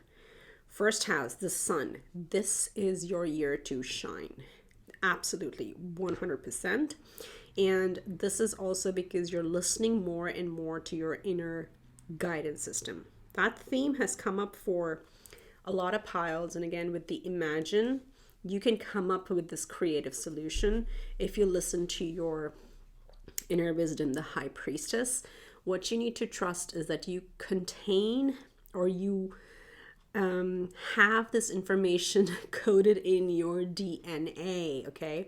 You do not need another person to learn this from. This is embedded within you, but this is your year to shine with the Sun coming in the 1st house, okay? So pay attention to what calls you, what creative ideas you get, what aha moments you get, because that's going to bring you a lot of long-term success.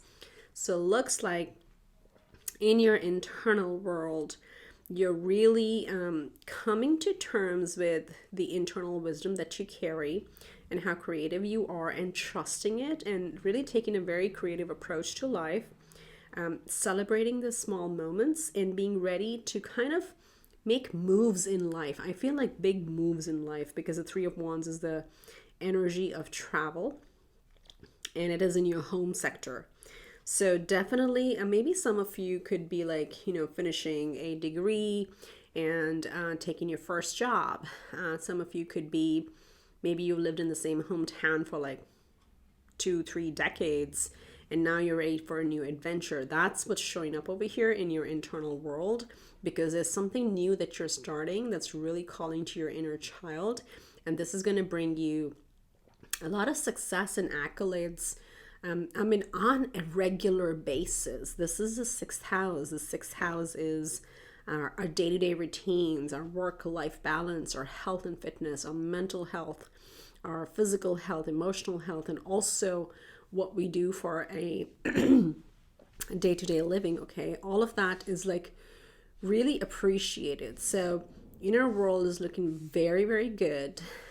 But yes, there is movement, a lot of creativity, a lot of trust. You're getting a lot of inner nudges. So follow those, write them down, build a plan, because this is going to bring you a lot of success. On your outer world, excuse me, you're attracting very good business partners, life partners, friends, whatever you call it, but these are one-to-one relationships. And the Queen of Pentacles talks about stability and growth. A lot of investments that are going to pan out. Again, these are traditional investments. I do want to call that out. I just literally got a very quick nudge on that message that you don't have to invest aggressively this year. You may, but so for example, fifth house is more risky investments. Let's say digital currencies, crypto, Bitcoin, whatever have you. And eighth house would be more traditional ETFs and stocks and bonds and all that stuff, and real estate, okay? So traditional investments are going to bear a lot of fruit for you. Travel, some higher education is possible. However, this is where I want to get some, not this one actually, this is where I want to get some clarification, because you have the Five of Cups in career. It's possible. You're making so many moves, and it is such, an accomplishment that we can see through your internal world, through your partners, through your investments, other sources of income. Probably you don't see how directly you're going to make money off of it right away if this is a career thing. And you are likely to be expecting like much more short-term quick returns. And maybe that's where this is coming from.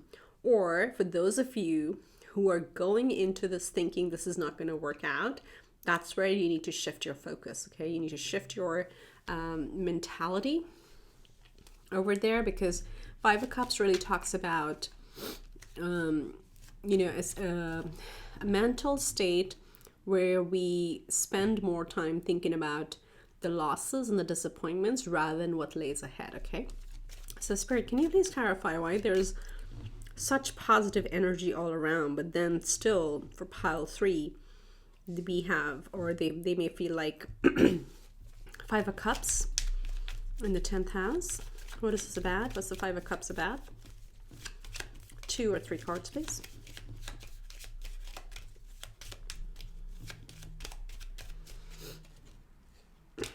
Got the bouquet. Cross.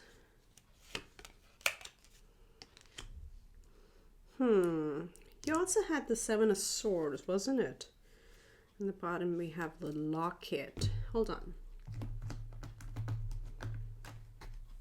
Yeah, you had the Seven of Swords under it also. Okay, so there is something, you have some sort of a self-doubt. Don't shoot the messenger. There may be a little bit of a self-sabotaging behavior. So did it come up in pile 1? I forget. But what happens, and maybe this is where the healing and the inner wisdom needs to come from, because there's a fox here. First of all, it's a career thing. We have the fox and the Seven of Swords. Both talk about being very nimble, very flexible. In fact, This tarot deck, if I'm not wrong, has a fox in the, yeah, look at that. There's a fox in this card. So again, foxes could be your spirit animals as well. So read up on them because, you know, they would appear when we need to learn of their energy and apply it to our lives. That's how different animals or spirit animals appear in our lifetime at different stages. So there is some old memory within you because of which you are treading more carefully than you need to. Again, we have the focus here. So this is the leopard kind of walking in the snow. But with imagine, you're really being called to like, okay, imagine if that block wasn't there. What would you do? Could you release that? Could you somehow release that old pattern, that old memory? Because that memory sits in your subconscious and it keeps you in a pattern of creating your external reality a certain way. Okay. Now, this is time with the cross and the bouquet coming through is to overcome that and have faith that yes, this is going to work out and you're going to absolutely love it. The bouquet is all about love, and you also have the locket here, which is the love as well, right? It's a love locket. So you're going to absolutely love this new journey, no matter how, let's say, movement heavy this may be, or there may be a lot of journeying and traveling involved. Don't self-sabotage yourself by thinking of some past failures. And I don't want to call them failures, like past disappointments, like past goals that didn't turn out the way you wanted them to, because that's something that is still in your psyche over here, okay? So something you have to actively work on. I think in my last video, I did talk about, yeah, I saw the moon here, I saw the moon and then there's a sun behind it. Look, the sun always comes out, okay?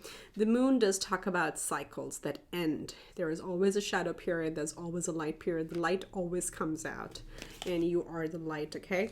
Going back to what I was saying, in my, I think the previous reading up on my channel, I do talk about Ho'oponopono, and that I've been like reading this book, Zero Limits, and this is like a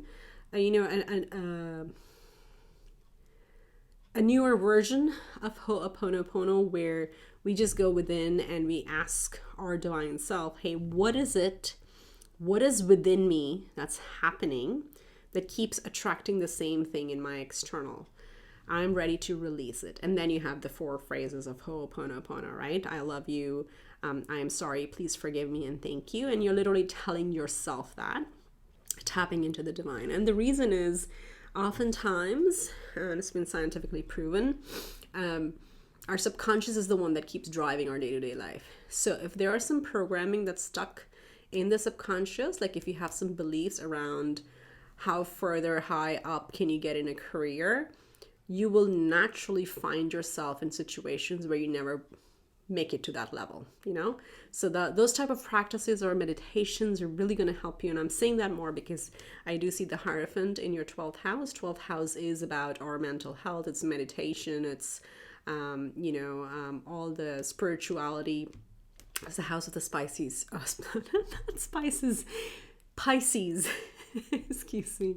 Ooh, I don't know. There's something funny about this group. So you have, here's what you could do, because this humor just came out of nowhere.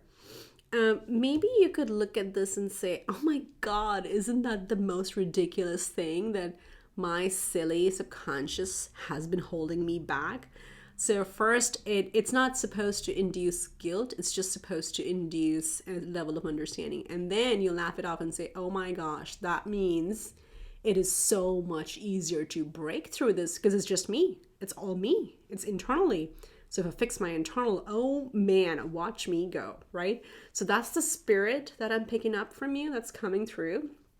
So some sort of like, please do look into it if you're interested. Joe Vitale's book, Zero Limits, if you want to pick that up. I don't have it on my desk right now. I would have shown you. This video is not sponsored by him in any way. I just thought that was a powerful book that I picked up. And I mean, this is one of the books I'm actually sticking through. For sharing too much information, I never finish a book. I am more of a tech person, I have to skip through it and tell me what's the meat, what do I need to fix within myself, how do I do it. But that book like changed my perspective. So that's what's going on over here, because I'm like, what are you doing? You've got massive energies, like positive, successful energies all around you. So much spark, so much creativity, so much support. Why this energy? So this is internal. So work on it. Any meditation, any divination practices, anything you want to do. You want to listen to white noise, you want to listen to whale sounds, you want to listen to certain frequencies, whatever works for you. Once you acknowledge it's because of some old belief system that you're thinking of your work that way. So that's going to be like a big breakthrough for you this year. This one, I do want to see the Ten of Swords in 11th house. This is your friend circle. Okay, this is the larger community. So this is your closer community. 3rd house, 11th house is more friends of friends. You may find that your circle shrinks this year, and that's okay. And especially it may shrink if you significantly move away from your current location, okay? And Spirit is saying that's okay. You're not being secluded. You're not being, like people are not being taken away from you, but rather, I mean, isn't that the classic saying that's coming through? It's because the universe, the spirit, the divine wants you to take you to a different level, and not everybody can come at that different level because they haven't reached that level of consciousness yet, okay? And they're not lower than you, you're not higher than them. It's just a different stage in your journey. So they're not ready for that stage yet. So spirit can't force them to come with you. You just have to trust, and you had the faith card come out. You just have to trust the universe, that if the universe is taking you away on a very great opportunity, know that you will figure it out. Know that there are alternative ways, but yes, not everybody is going to come with you, but you will find a solution for it. Wow, what a powerful year for you. My goodness. Okay, so let's do this. So moving, home moving, career, big moves, investments, maybe some business that you're starting overseas. I don't know, but yeah, a lot that is coming through. We are now going to use this oracle deck. This is the magic oracle, and we'll draw a card from here this way. And then what I want to look into is like, so what is your magic? Okay, where is your magic this year? What is the one thing that is going to be super magical for you? So we're going to put this, we're going to cast our astro die on this, and then based on the card that we get from the magic oracle. So spirit for pile 3. Well, this card wanted to flip out, but not quite. Sensuality, which is creativity. Okay. So pile 3, spirit. What is their personal magic in 2023? Okay. We got 2. So I'm going to take them. Your pile gets 2. So you've got confidence and you've got strength. Look at that. Look at that. Okay. So we've got the number 4 over here. We got the number 5. This reduces to a 5, and then we got a 7. Interesting. 7 is all about aligning with our true north. This one says, by earth and air, water and fire, let my confidence take light, burn higher. You had the sun in the first house. Look at that. So a lot of sun energy. I won't be surprised if there are Leo risings in this group, or even Leo suns, or you have a Leo 10th house. Those people could be in this group. So a lot of that is happening for you. Your confidence is going to be the key this year. Oh, interesting. And then you have the strength. So this is Leo energy, and the strength in tarot is the Leo major arcana. So you have Leo, major sun energy, major 5th house energy, which you had the Ace of Cups, so new beginnings.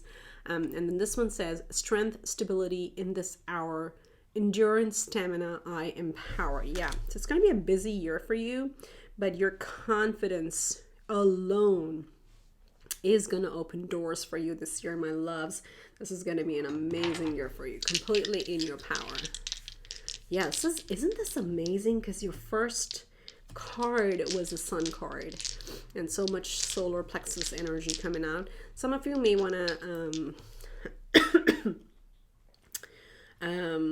do more solar plexus meditations, because that's what this is about. This is the solar plexus energy that boosts our confidence. Okay, so how will they be able to apply this magic in 2023, Spirit?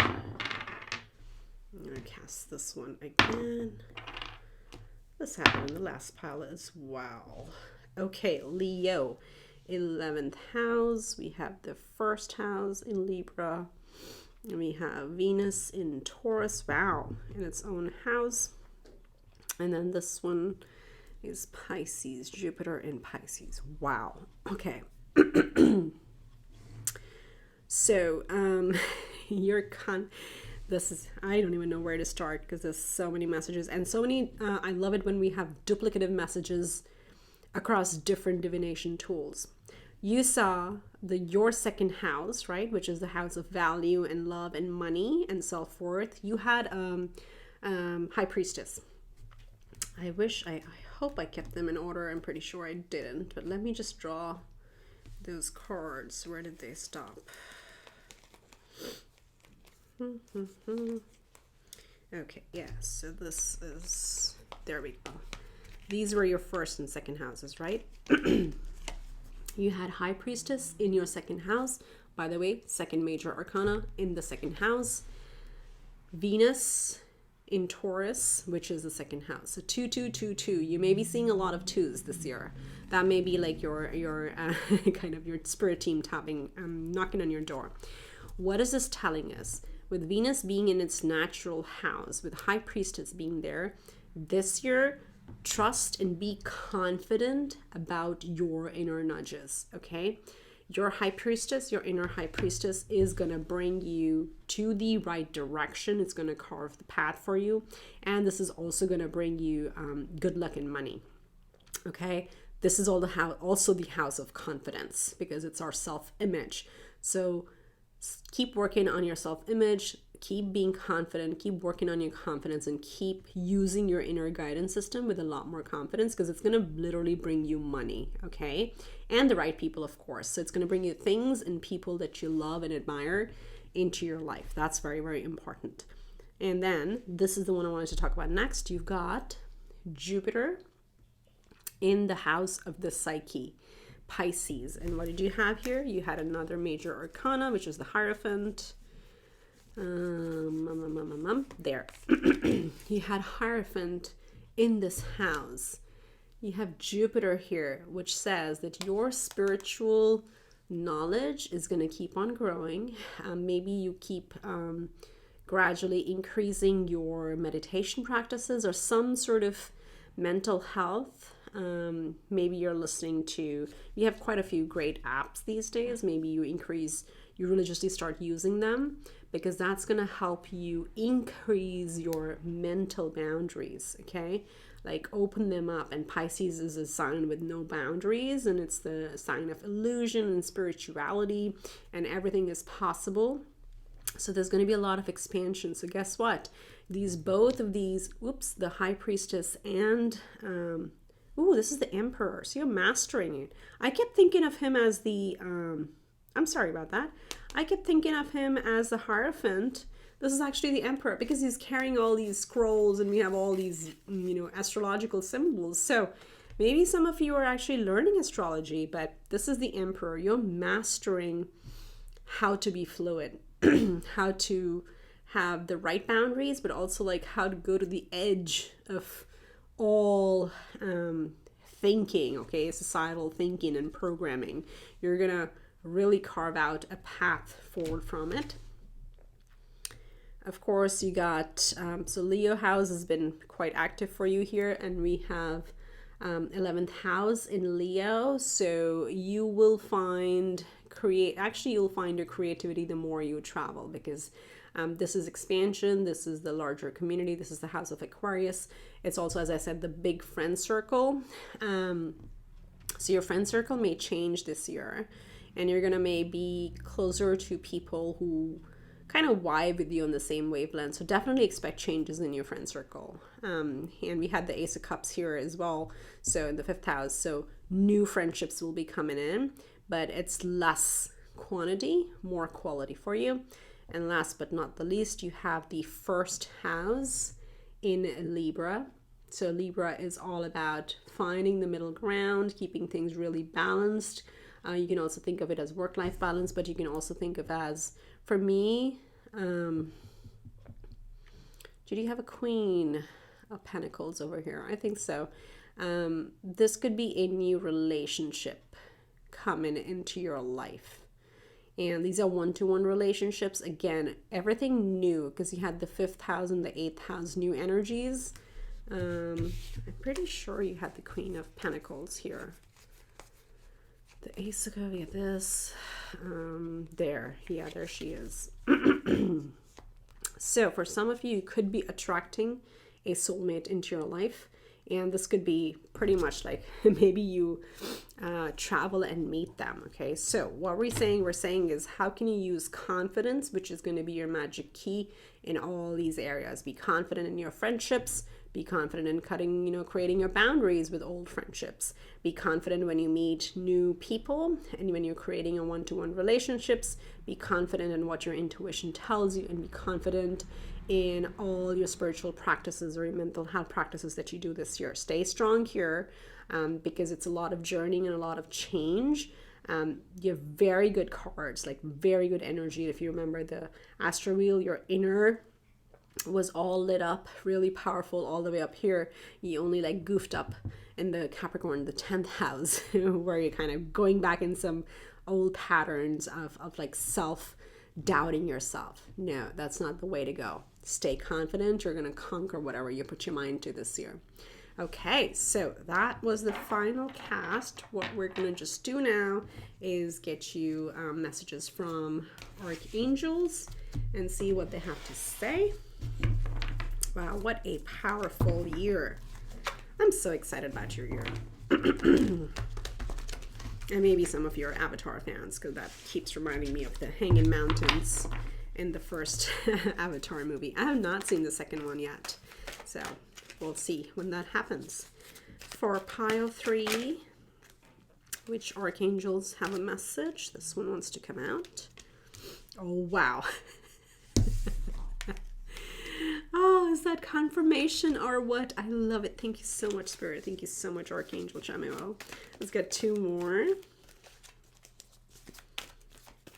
You're making moves, career moves this year, making it big. This is such a master deck. I love it, but it's a little hard to shuffle. So, and 3. Okay. But I love it. And then the archangels that need to come out, come out. Wow. Wow, wow, wow. Look at that energy. So your first card out, you have career transition, because we have not talked about it much in this reading at all. So that's happening, my loves. Archangel Chamuel is telling you your life purpose is triggering a blessed career change. So lean into it. Be confident, stay strong, okay? Lean into it is what I'm hearing. You have gifts from God, and this is Archangel Sandalphon saying, we angels bring you gifts from your Creator. Open your arms to receive. I see that Ace of Cups. I see that Ace of Cups here. Lovely. And of course, peace. Archangel Chamuel saying, peace comes from remembering that only love is real. So no matter how much transition you go through this year, you're still going to be at that inner peace. And because you'll be so authentic to yourself and your inner guidance system, you're going to keep on getting and receiving those gifts and growing from it. Okay, so what a fabulous year. I wish you the absolute best. I know this is a long reading. There are a lot of messages. I would highly encourage you to come back, revisit this a few times, and I would say the same pile. I know we always like to watch different piles when we come back, but This is so specific. So if you're going through a career transition in particular, come back to this reading, kind of save it to your saved list. And just come back and listen to the messages is all I'm saying, because it'll stay in your subconscious, but then you may want to was like, what was that about? I think there was something around this. I think there's something about new partnerships, investors. What is it about investment? Something like that. Okay, so of course it's up to you, but if you remember, plant that seed and come back and check this out again in the future. Okay, with that, I wish you much love and light. May this be an amazing year for you, and I'll see you in the next one. Bye for now. Hello, pile 4. This is for those of you who chose the 4th oracle card. A very happy 2023 already whenever you see this. I hope I can get this out before New Year's. So this is going to be your preview or your look into what 2023 is going to hold for you. If you missed the reading, couple things. My voice is pretty bad because I'm recovering from a nasty cold. I have my energy back, but the voice goes in and out. So I do have a Ricola in my mouth. Excuse that.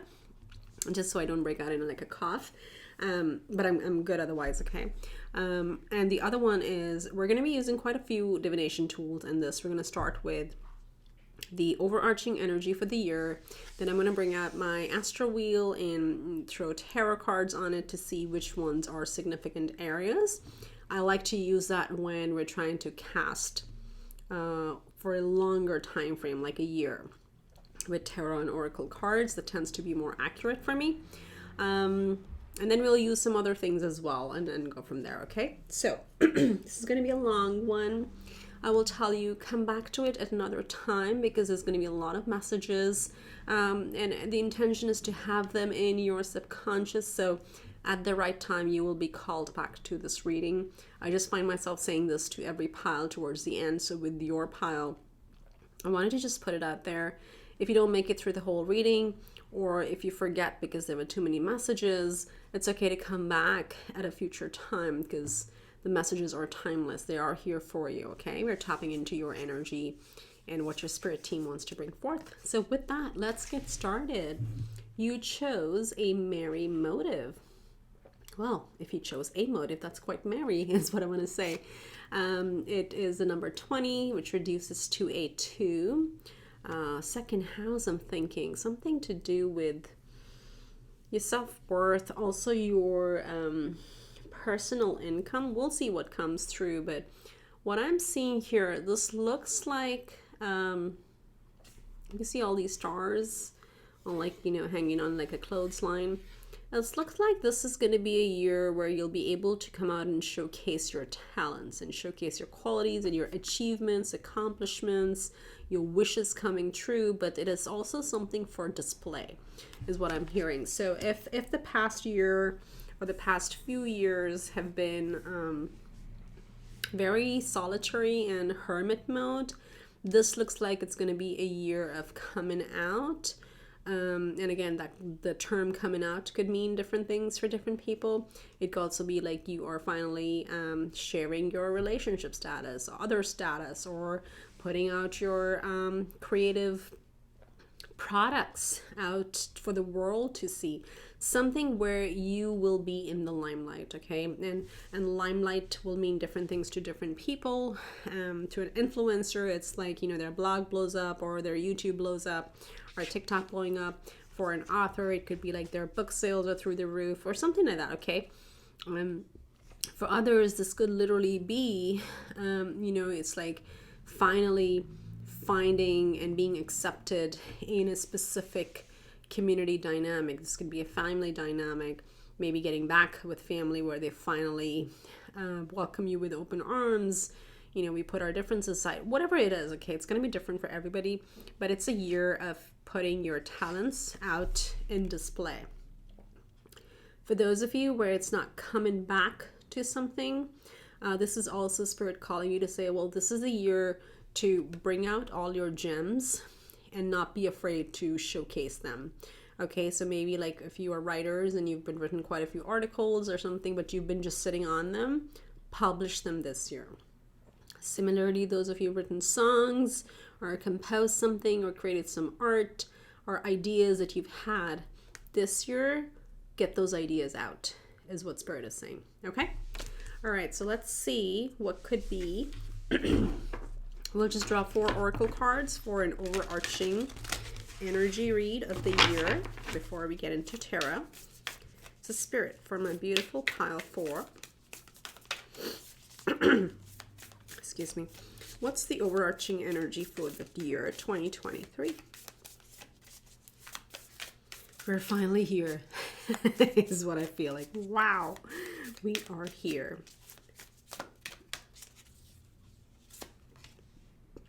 Wow, I'm blown away.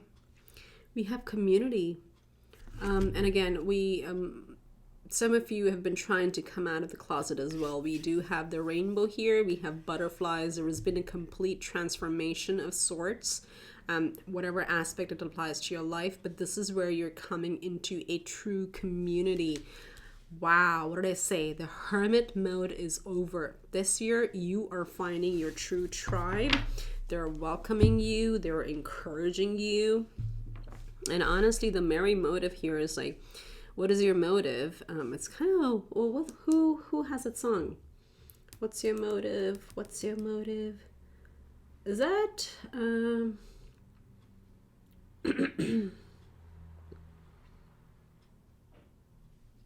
wow, I am drawing a complete blank because I listen to this like playlist on Spotify, and tell me what's your motive, tell me what's your motive, whatever, please look it up. And this looks like your motive is literally to be yourself, to be your authentic self, and you want no fakeness from yourself or from others. And with that energy, you're actually attracting the right type of people to you. Amazing. If you've not had friends in the past year, past few months, past few years, doesn't matter, if you separated out, this year you're finding your community. This is so beautiful, and it's going to be transformational with so many butterflies here. You're going to spread your wings this year. Wow.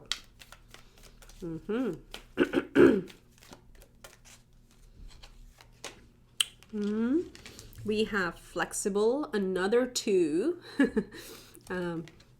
Actually, sorry, it's a 10. I always do this. I round it up, 19 to 20. So maybe, again, 2 to 2 is maybe important to you. But we have flexible. This also talks about having a different perspective. And perhaps the energy this is giving me is that now you've done so much inner work that you have a very different perspective. It's almost like a hangman energy, where it's not even being bitter at people who didn't accept us for who we were, or didn't like see sense or logic in our point of view, because you realize, everybody has their own journey and their own level of consciousness, or even their stages of thinking or philosophies that people go through. But with this community, I feel it'll also grow into different ideologies. I feel like although there is a commonality here of like identifying with some cause, but because now you're going from being just on your own in a certain area to actually mingling with a lot of people, it's going to expand your mind a lot, and like really stretch your mental boundaries as well. It's going to blow your mind. And maybe increase your creativity, because I keep feeling that these are like things that you're putting out for the world to see.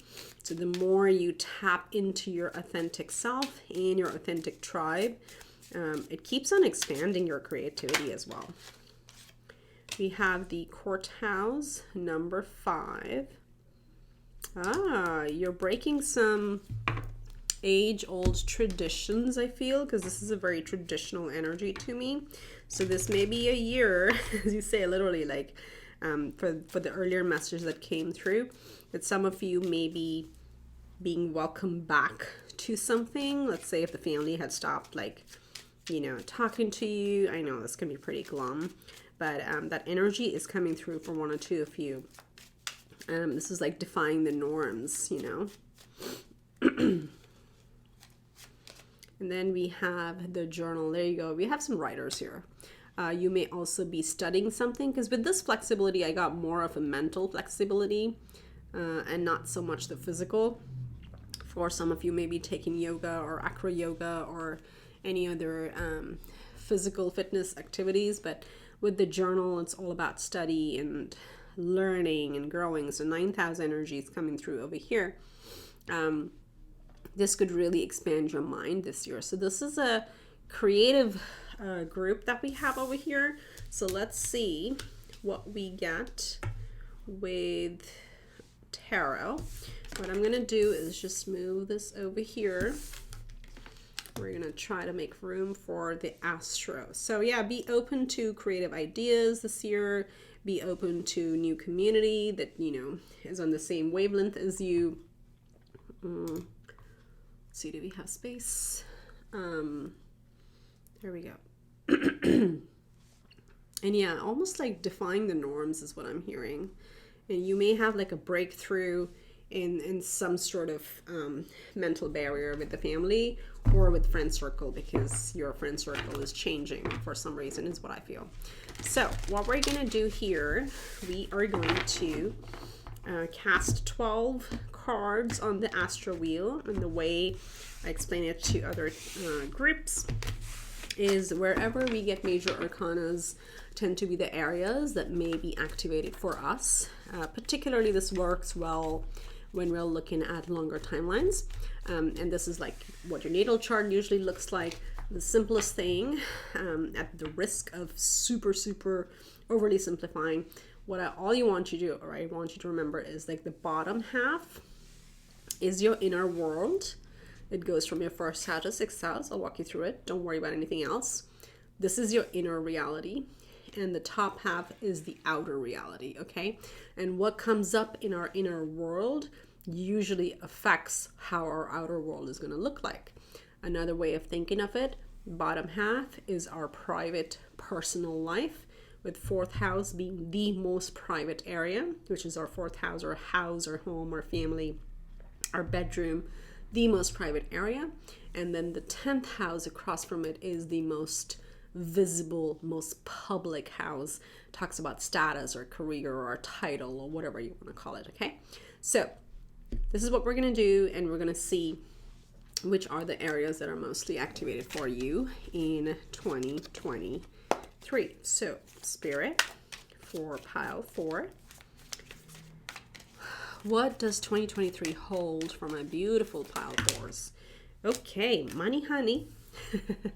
First house, you got the 10 of Pentacles. I'll show you over here. Look at that chest of treasure.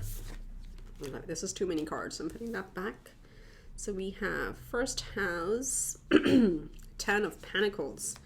Ooh, this is going to be a very prosperous year for you. What did I say? Celebrity or getting famous or coming into the limelight, and it's actually going to bring you monetary rewards as well.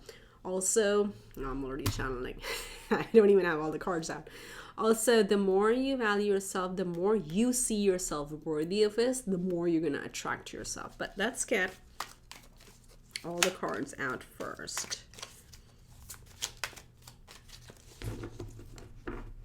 Okay. Second house, we have the 5 of Pentacles. Third house, we have the 6 of Pentacles. Look at all this. I got my mind on my money and my money on my mind. I'm pretty sure that's not the lyrics. This is the Demi Lovato song coming through. Interesting. Pentacles, Pentacles, Pentacles so far. Fourth house energy. We have the Knight of Swords. Okay. This movement, fast movement in the home front. Okay, let's see. We have the King of Wands in our creative sector, the 5th house energy. Let's look at 6th house. We've got more Pentacles, 7 of Pentacles. Oh my goodness. Your inner world, inner reality looks like you're focused on your Pentacle this year. Okay. Let's see what else is going on. 7th house. We have the Page of Cups. That makes so much sense right now. Pages are new beginnings, new messengers, new energies. Cups are emotions, and this is the house of one-to-one relationships. And we already talked about you're going to have a new community. You're going to be coming into a new community. Interesting. This is why I use like different divination tools. They're just like all piggyback off each other. It's so beautiful. You have Two of Pentacles. Oh my God, this group. You had money on your mind. Nothing wrong with it. But let's see where this goes. We have the Queen of Cups in our 9th house. Okay, then the 10th house. You got the Ace of Swords. This is a new career for you. A brand new beginning. Yep. This pile is career. Creative career. Creative career, because you have the King of Wands. I'll talk about this. Look at that. 9 of Cups. You are so happy with your community this year. 9 of Cups in the 11th house. 11th house is community. And then we have the final card. Wow. Temperance in its own house. Temperance in the 12th house. Amazing, amazing. Actually, it's not in its own house. Sorry, that's my 12th house. It's a Sagittarius energy. But yeah, we'll work with this. Okay, so let me take a look at this. What's going on?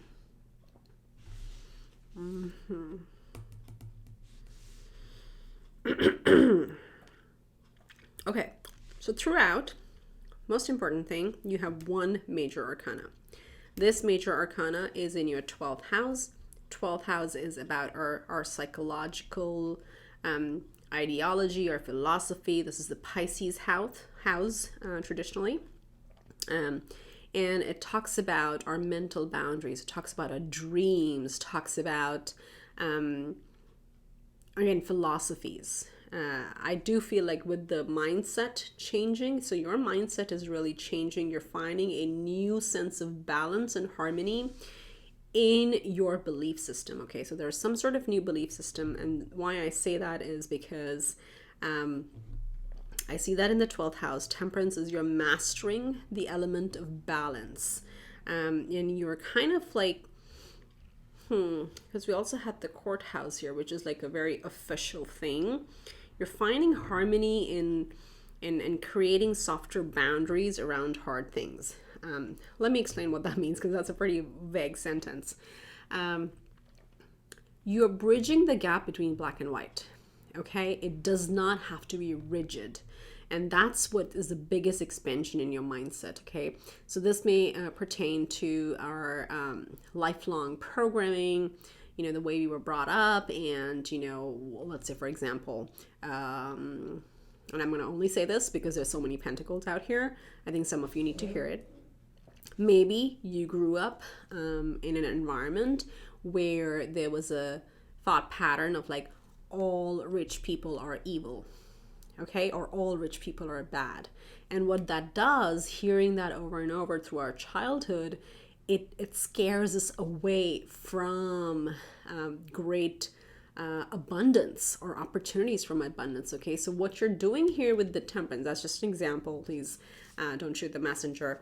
But that's just an example of where you may be overcoming something like that. Some belief that you've held for a very long time, you're able to heal from that. So kudos to you. You're really thinking, what is my motive? What's my motive in life? Like, okay, I want to get rich. Why do I want to get rich? Is it just about the money? It's like, no, it's financial abundance. It's financial freedom. So I don't have to think like, you know, like my ancestors or my parents and their parents and their parents. Then I have to like really plan too much about money. I don't want to do that. That's simply my motive. It's not that I'm looking down on them, but I want a different life for myself. Okay, so that sort of mindset is what is shifting in you. And you know, when our innermost psyche changes, it really brings a lot of other things to us, right? Because of that, you're now much more open to actually becoming abundant. And this is why I was saying Pentacles are not bad. It's like literally there are quite a few in this group, and this is why this message is coming on so strong. You may not realize it right off the bat, but definitely, I guarantee you, there is a belief system somewhere in you ingrained that tells you money is bad, that if you get rich, oh my God, the world is going to blow over. Oh my God, what are people going to think? I made so much money. Oh my God. Okay, that's because you've been taught. And it's not about like your parents taught you. We're not dissing anybody. It's a society. Okay, it's a programming. They went through that programming too. The media you watch, whatever it is, there's always like, there's the monetary abundance is equated to bad, and we don't want to be bad. Everybody wants to be good. But you're cracking through that, okay? That's why this message is coming through.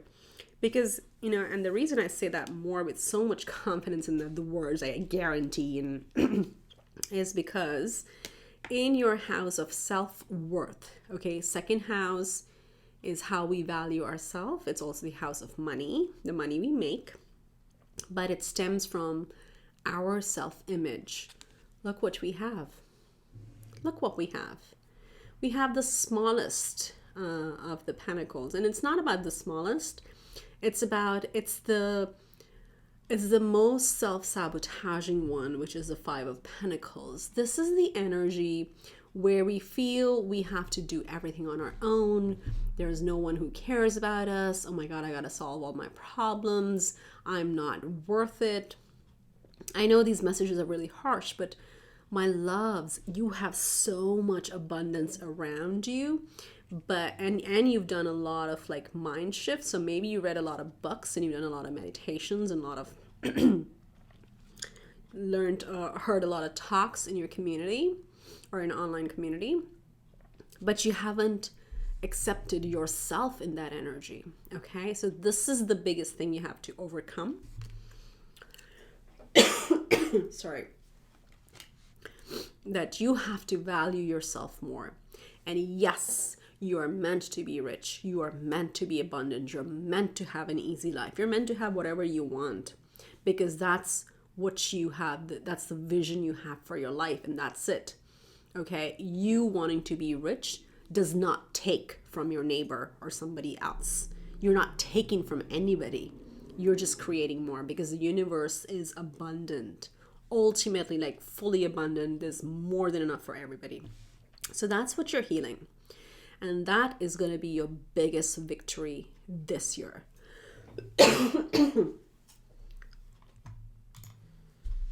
So that's the major breakthrough. Sorry, I had to pause for a cough attack.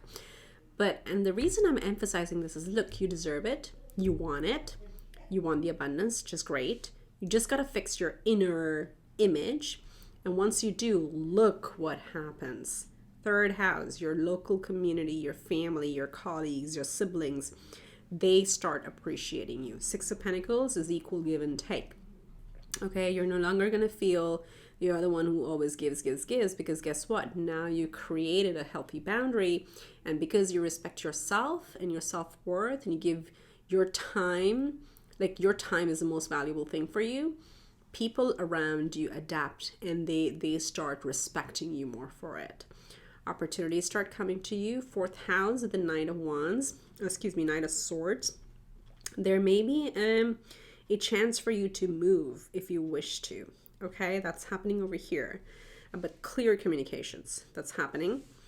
Then, in your creative sector, there is something really lit up in you. This came right from here with all the stars, the fire glowing over here. You had the King of Wands. There's some creative aspect that is like taking roots within you, and you're going to work on it. You may have to perfect this a little bit, because you have the Seven of Pentacles. This is our day-to-day routines. Is, for example, if this is a side hustle, and for some of you, again, a small percentage, this is also thinking about creating a family, okay? Because it's going to be kids, so you could be the King of Wands that you want to have children. But for others of you, this is the perfect scenario, especially with the Ace of Swords here. You could be one of those people that land a new job, okay? 10th house. that come up with a creative idea on the side, and you have to figure out a schedule that works best for all those things. So how, being in a new job, how are you gonna secure that job, do well in that job, at the same time make time not only for your own mental health practices. So, and again, I call them practices, it's like meditation or whatever you do to be happy, along with making time for your creative craft. Is that a recipe? Is that a blog? Is that a painting? Whatever you're putting out, creative content. And those are all the different elements you have to balance. It's a 7, which means, there's a little bit of evaluation. You may have a few formula. You may try doing this early morning, late at night, or you may work out in the morning. You may tweak through this year, you're going to keep tweaking your day-to-day routine a little bit. So be flexible with that. That's the main thing. But what I see is you definitely have dual things going on for you career-wise over here. Let's see what else. New connections coming through. We already talked about that with the community and the Page of Cups. Multiple sources of income. Creative and that. And this may be small, but yeah, you're going to figure out a way to make it both happen. For this year, not just this year, the message that's coming through, no matter what, just start putting content out. Just start showcasing what you have without too much expectation on the return, because then that may kind of affect the self-image issue as well. Okay, you got it going, start putting it out. The universe will bring it in due time, but keep at it. And yeah, definitely learning something new over here. Let's see. So that's what I see over here. You're very happy with your community. The 9 of Cups in the 11th house. This is the house of community, okay? Very, very lovely year. So to summarize it, we saw you're finding a new community. You're becoming very flexible in your thought patterns. You're breaking old habits of self-worth and your subconscious association with money. And once you break that, you open the gates. There's like a big aha moment. There's a breakthrough in career. There's your creativity is lit up. You still have work to do on your day-to-day routine, but yeah, money is coming in. This is like, people will start recognizing you for whatever you put out as well. That's coming through very, very clearly for you. Okay, so let's do this. We're gonna move on to the next section. I love that one. And it's always fun to see when we get repeating messages, but let's see. So far, your community and creativity and mental expansion has come through both our oracles and our tarot. What I'm gonna do now is we're gonna look at one area through the cards, and what's your personal magic for the year, okay? What's the one skill or one magic that's gonna, bear fruit across different things? So this is for later. So I'm gonna use the magic oracle to see for my beautiful pile 4 spirit,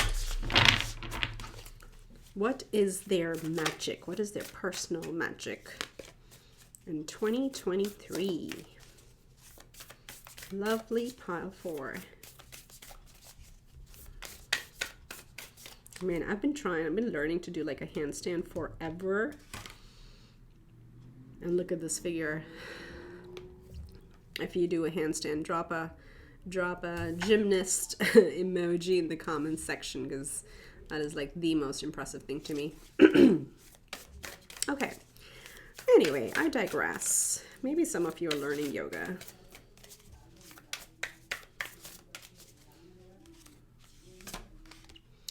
Victory. I want to get one more. So no matter what you're doing, you started the year off with the 10 of Pentacles. You're going to be victorious at whatever you do. And oh my gosh, I was like, is there anything else? No. It is victory and success. This is your year of victory and success. I'm sorry, I didn't mean to like smack the cards. I meant, okay, there's no more messages. No, this is what Spirit wants to talk about. That is the magic. That is your biggest magic. So whatever you do this year, you're going to be victorious. You're going to be successful. I told you, and it's funny because there are two messages like that. We talked about the job and we talked about the creative endeavor. So for you, this is a milestone year. So let's read the message with the number 35. That reduces to, oh my gosh, this is so funny. I didn't even think that reduces to an 8, which is the number of abundance. This is 12, reduces to a 3, which is a number of creativity. So creative success, abundance in your career. So victory, it says, I shall celebrate and I shall rise. I will let victory make me wise. Yeah, you did have the temperance in your 12th house. So wisdom is there. And then we have success. Success that's true belongs to me. Success with honor, integrity. So this year, whatever you put your mind to, you're going to be successful and you're going to come out victorious. Okay, so let's see what areas could that be. Where could you have, I mean, beyond career and creative endeavor? Is there anything else, Spirit, where pile 4 needs to hear where they're going to be successful and victorious? Okay, so oh my gosh, why do I even bother? But I love it. I love it when dual messages or duplicate messages come in through different divination tools. So we got 10th house in Leo. What was this? This is the house of creativity. This is the house of career. So creative career is happening this year for you. Let's see, we got, I'm gonna just let me put them all. Neptune in Aries in the first house. Yes. Oh, you got Neptune twice. And this one is in Scorpio. Okay. Wow, that's amazing. And then we got 12th house in Aquarius. Okay. For you this year, hands down, it's a mental game. Why do I say that? Just looking at the numbers, you have the 12th house. This is where you have the temperance, your only major arcana. And we talked about this is where you're learning to balance and also break your own mental inhibitions and your programming. That's the 12th house. Who rules the 12th house? Neptune, because 12th house is Pisces, okay? Neptune. You got Neptune, 12th house. So the energy of the mental house is coming threefolds in your casting. What does it mean? You freaking just need to change your mindset. Be flexible on how and what you learn. Trust me, break that mental barrier of money is bad, success is bad, victory is bad, I'm not worthy. You are worthy by just being born. Let me just tell you that. You are meant to have whatever you want and by birthright, just by being born. So that's your biggest thing. If you break through that, nothing will hold you back. Okay? Now going back to, there is some unconventional thinking here, okay, in Aquarius, because Aquarius is rebel. It's against the norm, against the standard things that society believes. Exactly what your entire reading has been saying. Didn't I say with the courthouse? Something that is different from the norm. Your astro chart said the same thing. So you may have quote unquote rebel thinking in certain area, but know that that's divine guidance, okay? And just be clear on why you want to do it, because that's your merry motive, right? You want to do it because you're being called to it and you want to create something from it. You have Neptune in Aries, so starting something new from a dream. This is it's also about dreams, not 12th house. And then you have Scorpio, Neptune in Scorpio. This is your 8th house also. So your dreams are coming true. You're starting on your dreams and they're coming true, and the funding for them is coming through. Okay, Scorpio is 8th house. It's money from others, loans, mortgages, finances, grants, all that stuff, inheritance. This is the source of income that will help you bring your dreams make your dreams come true. I'm just like so overblown. Like my mind is totally blown by this dream energy that we have here. Dream big.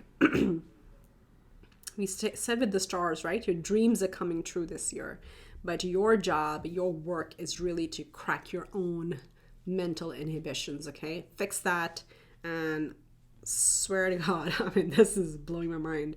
Everything is going to fall in place. And with Leo and 10,000 Leo, you're definitely going to have a career out of this creative aspect or thing that you're working on. Okay. Wow. Amazing.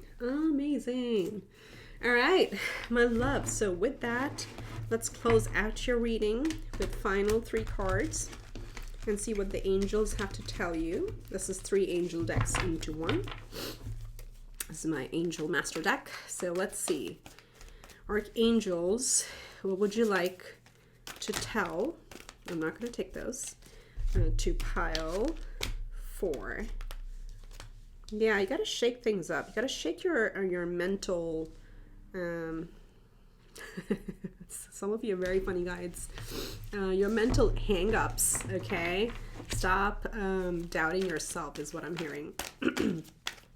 Okay, the spirit for pile 4 closing messages for their 2023. I know one turned over somewhere. Is it this one? I swear one turned over. Oh well, we'll find it.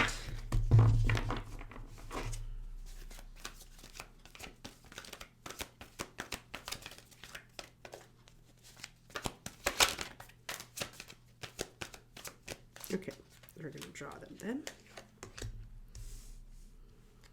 Clairsentience. No need to worry.